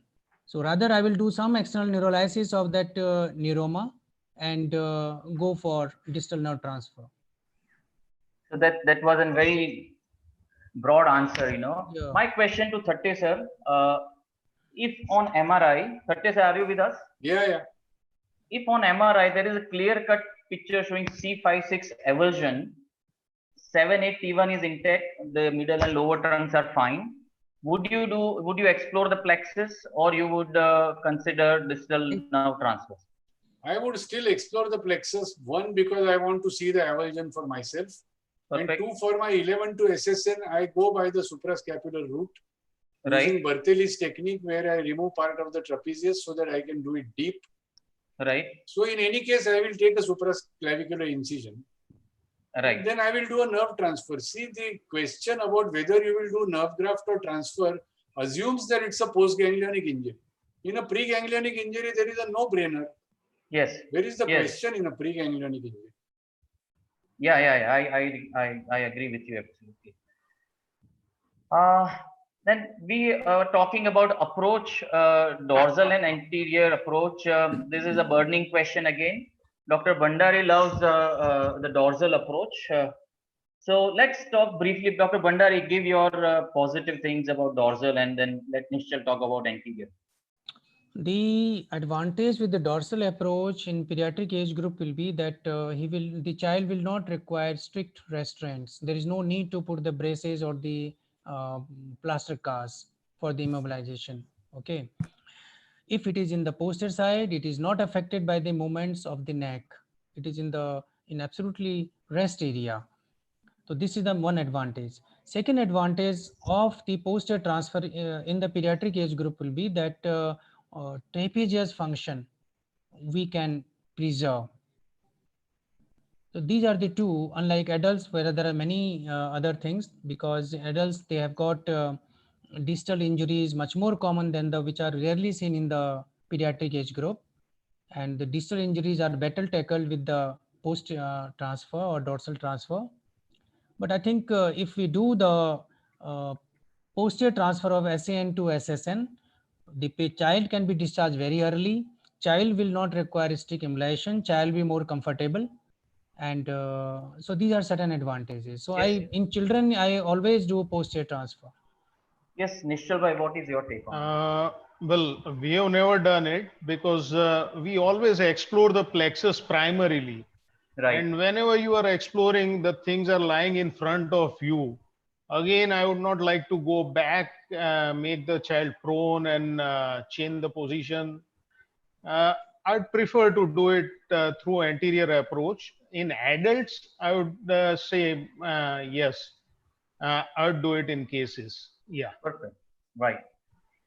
So we have already discussed the indication and results of contralateral C7 transfer, and we are quite off the time. So I think we should get away with this question. I like to thank all my faculties today. Thank you. And that was an excellent interaction. I'm already getting a lot of inputs from delegates. There are still divided opinions for few topics, and that will be there. With this platform, we should come and precisely put our questions, and we can compare the cohorts very honestly, so that we can come up with some reasonable outcome and practices we can indicate. So I would like Dr. Thatte to tell a couple of sentences about this webinar. How did you like it? Uh, just besides that, we went ahead of time, more time, but you tell me how it goes. I think you have created an excellent platform, Maulin, and I congratulate you on it and for disseminating knowledge. Thank but you, we sir. definitely should keep time better. Yeah, that's very true. Yes, Dr. Bandari. I think many queries were there in the minds, and they have been answered. There are so many things which come into the mind by the Oberlin procedure about the arm, about the restraints of the shoulder, arm, neck, then contralateral C7. And after this discussion, I think almost all queries have been answered. So this is a good platform. I think though we have taken a lot of time, 3 hours plus, but I think we have justified to the webinar. Thank you very much. Dr. Thomas, I thank you particularly because you had some family emergencies, but still you stayed back with us. Thanks for sparing time. And Nishal bhai and Piyush bhai, thanks for your excellent talks. I think, Ashok, are you there? Yeah, I'm here. So just before we leave, tell us how many people have attended and did we have a good show? I think we have 1,600 people with us who attended today. Yeah. Yeah. So yeah, thank you very much, Ashok, for this platform. And Thank you, and I leave the meeting. Thank you very much. Yeah, Thank thank you. you. Bye. Bye.